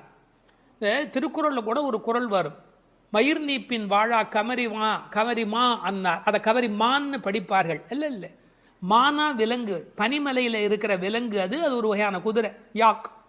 அது என்னன்னு கேட்டால், அதுக்கு மேலே இருக்கிற அந்த தோல் ரோமம் நீங்கி விட்டதுன்னு வச்சுங்க, அந்த குடலில் அதால் வாழ முடியாது.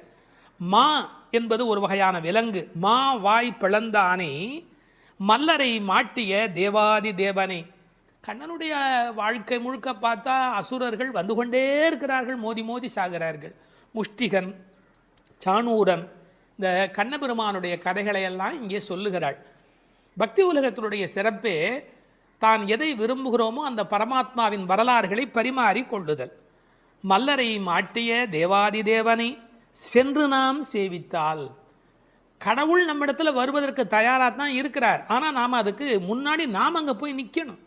நம்மளை பார்ப்பதற்கு அவர் தயாராக இருக்கிறார். நீ 4 அடி எடுத்து வைத்தால் 40 அடி எடுத்து வைப்பதற்கு, 4000 அடி எடுத்து வைப்பதற்கு கடவுள் தயாராகவே இருக்கிறார். உண்மை அது. ஆனாலும் ஒரு மரியாதை கருதி நாம் சென்று சேவிக்க வேண்டும். சென்று நாம் சேவித்தால் வா என்று ஆராய்ந்து அவர் நம்மளை வரவேற்பதற்கு தயாராக இருக்கிறார்.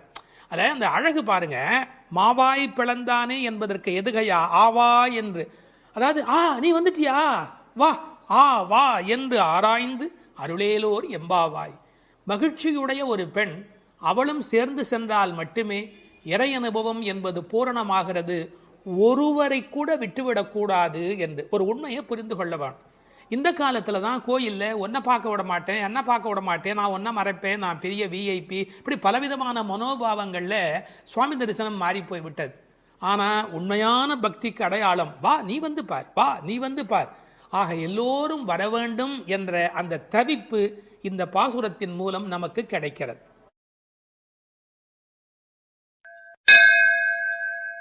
திருப்பாவை 7ஆம் பாடல். நாயக பெண் பிள்ளையை எழுப்புகிறார்கள்.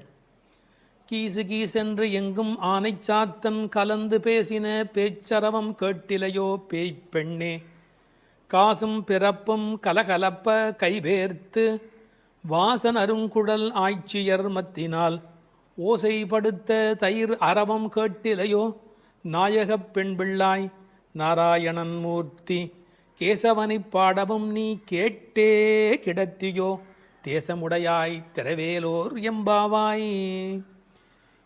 எங்கள் குழுவுக்கு தலைவியானவளே, நல்ல அழகுடையவளே, கீசு கீசென்று ஆனைச்சாத்தன் பறவைகள் ஆணும் பெண்ணுமாய் தமக்குள் இன்பமாய் பேசிக்கொள்ளும் பேச்சு உன் காதில் விழவில்லையா? பொழுது விடிந்ததை அறியாமல் பேய்த்தூக்கம் தூங்குகிறாயே. நறுமணம் பொருந்திய குழல்களை உடைய ஆயர் மகளிர் அச்சுத்தாலியும் ஆமைத்தாலியும் ஒலிக்கும்படி தமது கைகளை மாற்றி மாற்றி மத்தினால் தயிர் கடையும் பெரிய ஒலி உன் காதில் விழவில்லையா? உயிர்களின் உள்ளும் புறமும் நிறைந்துள்ள நாராயணன், அழகிய வடிவை உடையவன், நமது ஆயர்பாடியில் கண்ணனாக வந்து தன்னை கொல்ல வந்த கம்சன் விடுத்த கேசி என்ற அரக்கனை கொன்று கேசவன் என்று பெயர் பெற்றவன். அவனது புகழை இந்த மார்கழி விடியற்காலையில் நாங்கள் பாடி வருவதை காதால் கேட்டும் கேளாதது போல் படுக்கையில் கிடக்கிறாயே. இது உன் பெருமைக்கு அழகல்ல, எழுந்து கதவை திற. இது பாடலின் திரண்ட பொருள். கரிச்சான் குஞ்சு, கரிக்குருவி, வலியன், செம்போத்து என்றெல்லாம் அழைக்கப்படுகிற அந்த குருவிகள் ஆனைச்சாத்தன் என்ற பெயருடையவை. அவை ஒன்றோடு ஒன்று கலந்து பேசுகிற போது கீசு கீசு என்று ஒலி எழுப்புகின்றன. பறவைகளுடைய ஒலி கிசு கிசு என்று இருந்தாலும் அது கிருஷ்ண கிருஷ்ண என்று சொல்லுவதைப் போல பக்தர்கள் காதில் விழுகிறது. ஒரு இயற்கை ஒலியை பாடலில் கொண்டு வந்து காட்டுகிறார் ஆண்டாள் நாச்சியார். இயற்கை எழிலை முழுமையாக படம் பிடிக்கிறார். ஏன்? Nature is the body language of the god the almighty.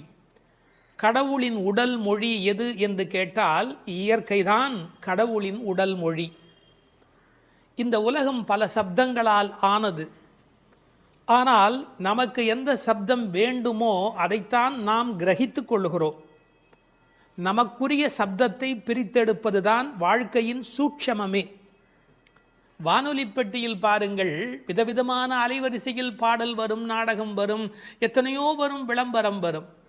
நீங்கள் எதை பிரித்து கேட்கிறீர்களோ அதுவே உங்களுக்குள் போகிறது. அதுபோல் பிரபஞ்சம் முழுவதும் பல்வேறு சப்தத்தால் நிறைந்திருந்தாலும் அவரவர்கள் அவரவருக்கு உரிய சப்தத்தை தான் எடுத்துக்கொள்ள முடியும். இந்த ஆனைச்சாத்தன் கலந்து பேசின பேச்சரவம் என்கிறாள். கணவன் மனைவி கூட பல வீட்டில் கலந்து பேசுவது இல்லை. ஆனால் இந்த பறவை பட்சிகளுடைய பண்பாடு காலையில் எழுந்தவுடன் மகிழ்ச்சியை வெளிப்படுத்துகின்றன. மனிதன் காலையில் எழுகிற போது மகிழ்ச்சியோடு எழ வேண்டும். நேற்று இரவு தூங்கினோம், அது ஒரு பெரிய விஷயம். இன்று காலை உயிரோடு எழுந்திருக்கிறோம், அதுவும் பெரிய விஷயம்.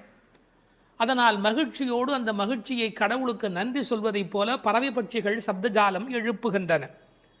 அவை பேசின பேச்சரவம் என்று ஒரு வார்த்தை பயன்படுத்துகிறார்.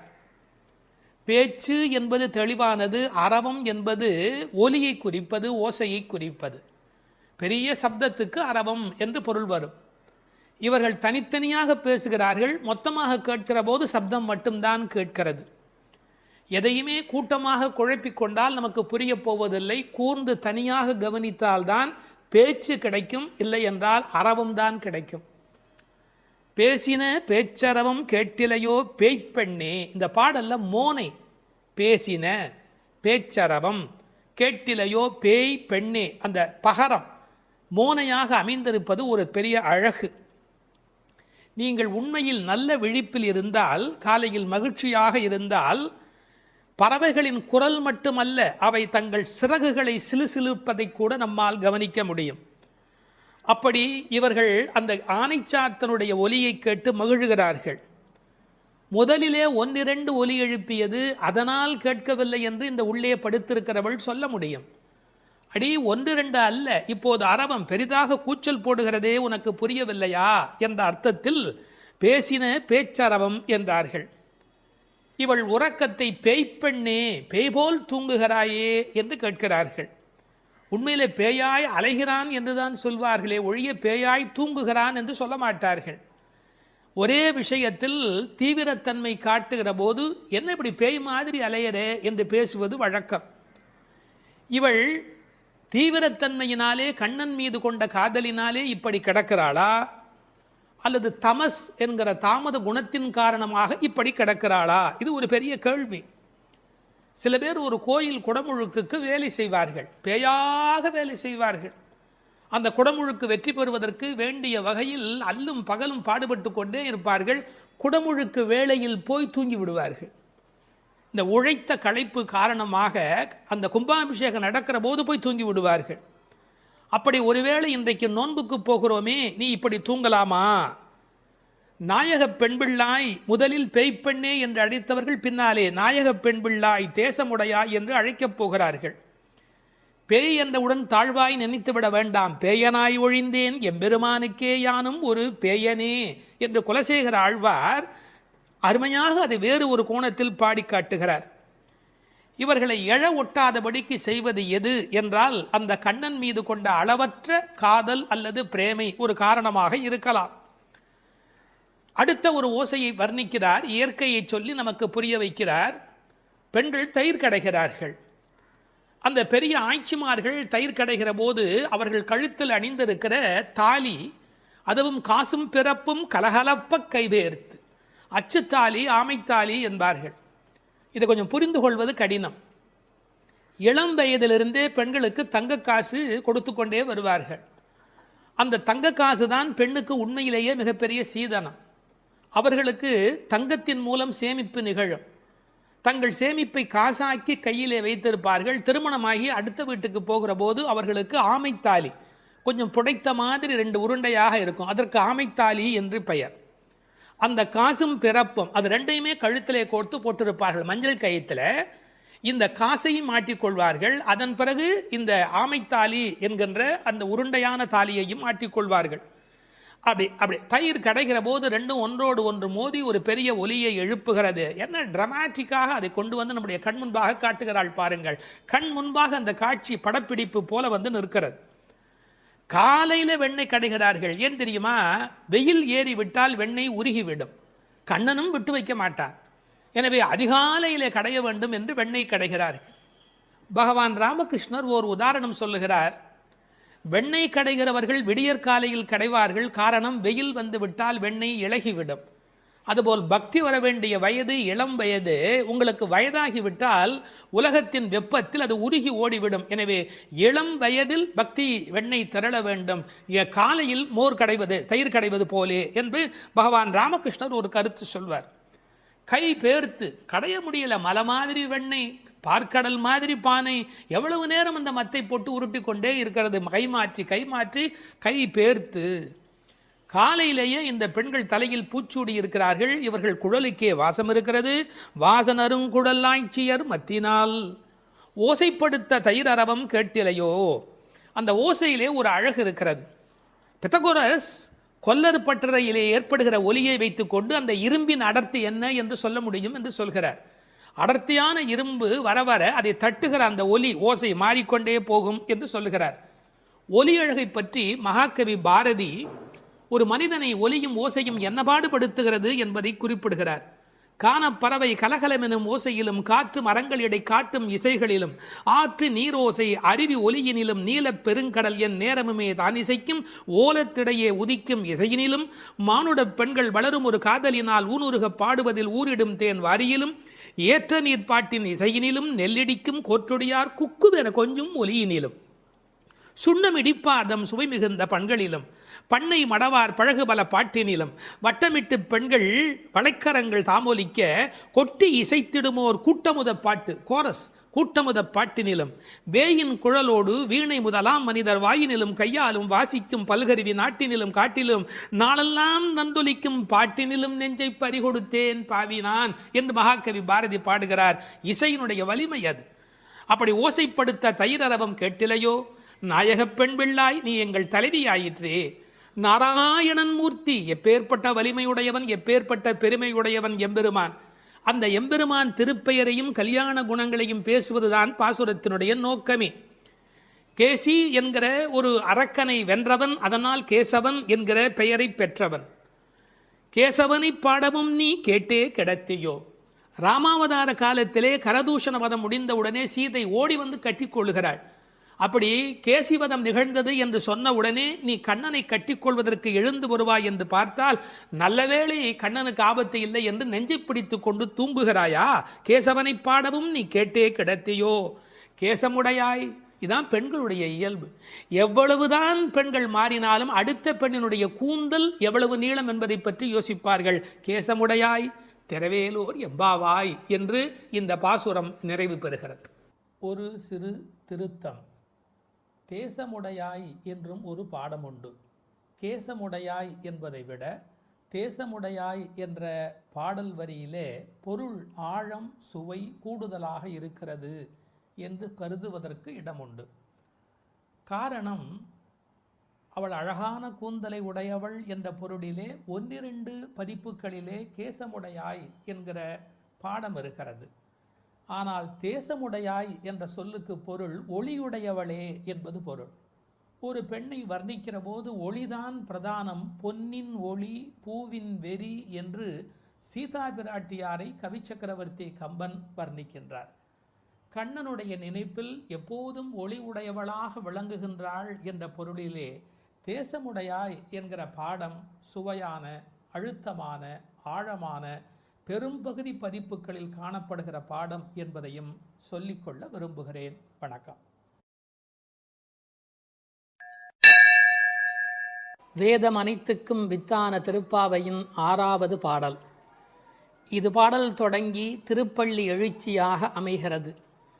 உறங்குகிற பெண்ணை வெளியில் இருக்கிறவள் எழுப்புவது போல பாடலின் அமைப்பு முறை. விடிந்தது என்பதற்கான அடையாளங்கள் சொல்லி எழுப்புகிறார்கள். புள்ளும் சிலம்பினகான் புள்ளரையன் கோயிலில் வெள்ளை வெளிசங்கின் பேரரவம் கேட்டிலையோ.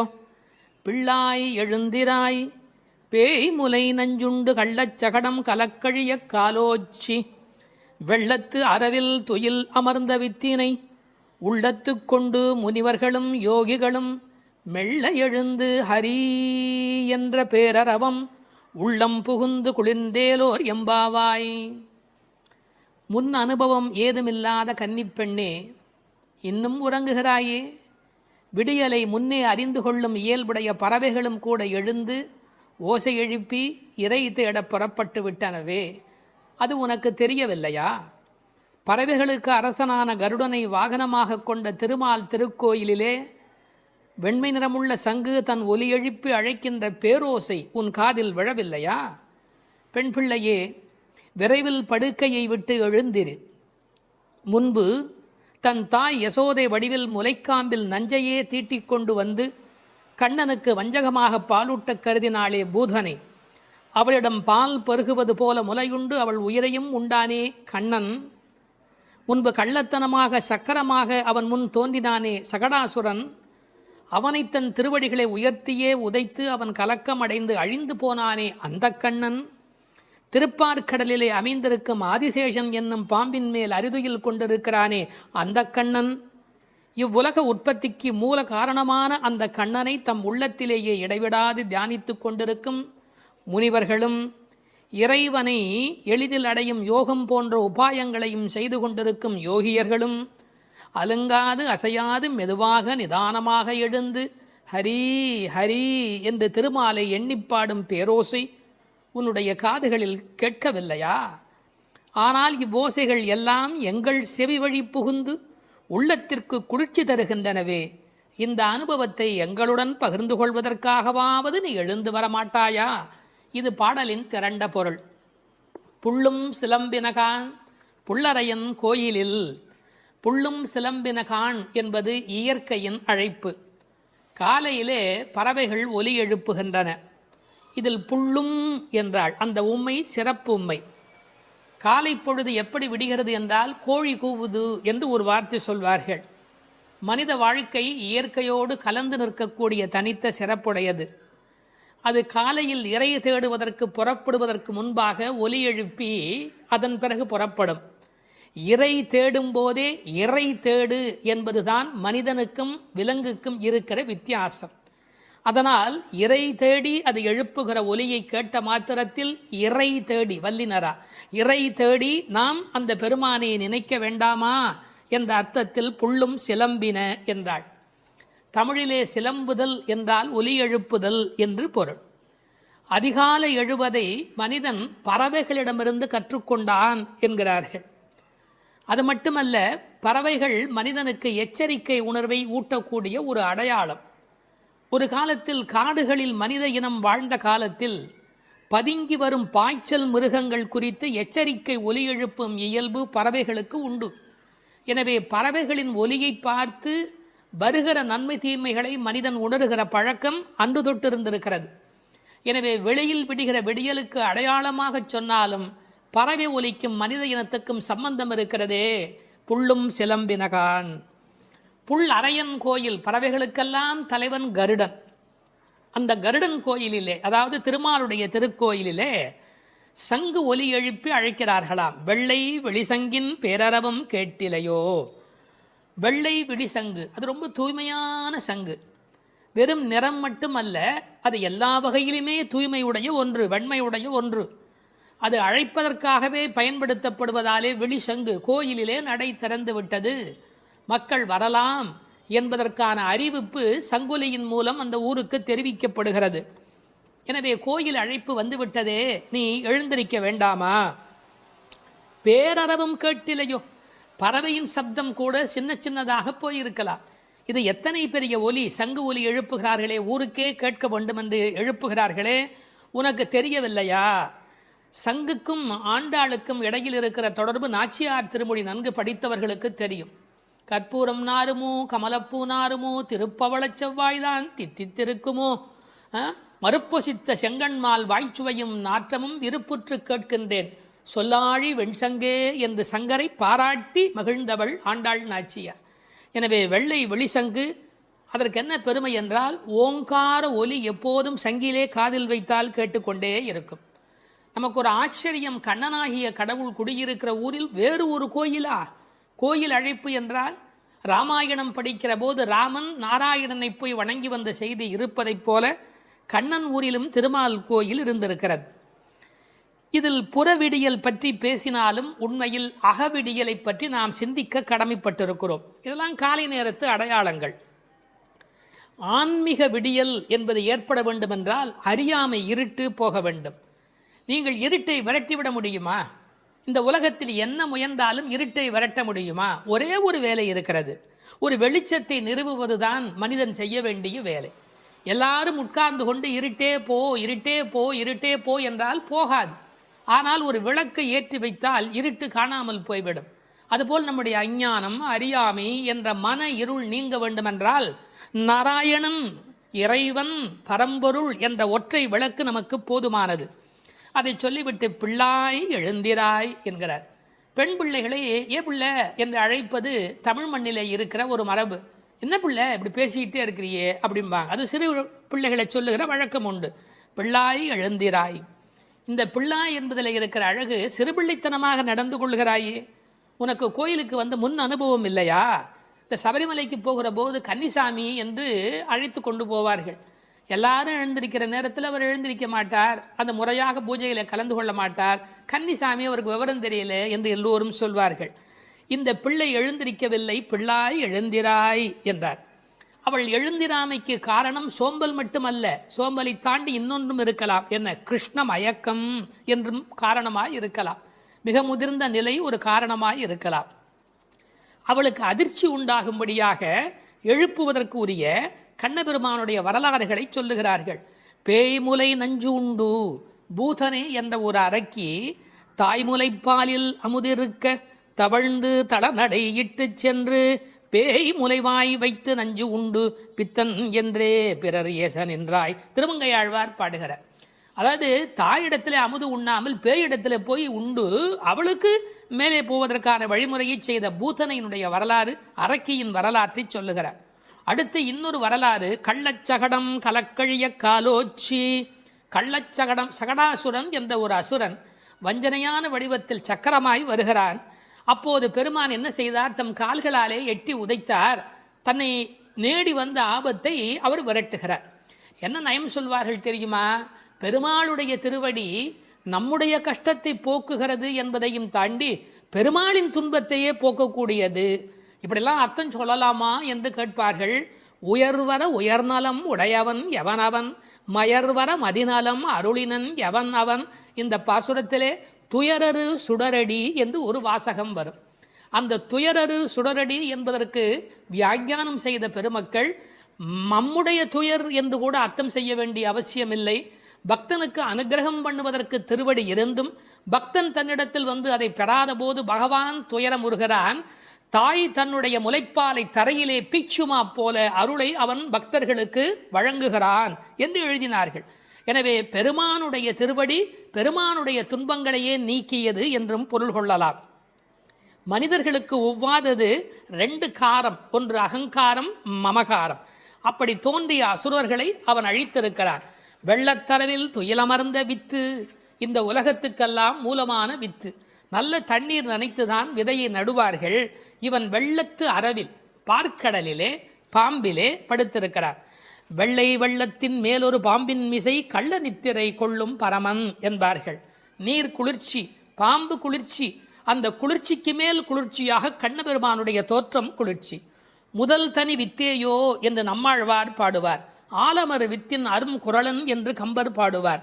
விச்சி இன்றி விளைவது இல்லை என்று பிரகலாதனுடைய சரித்திரத்தை பாட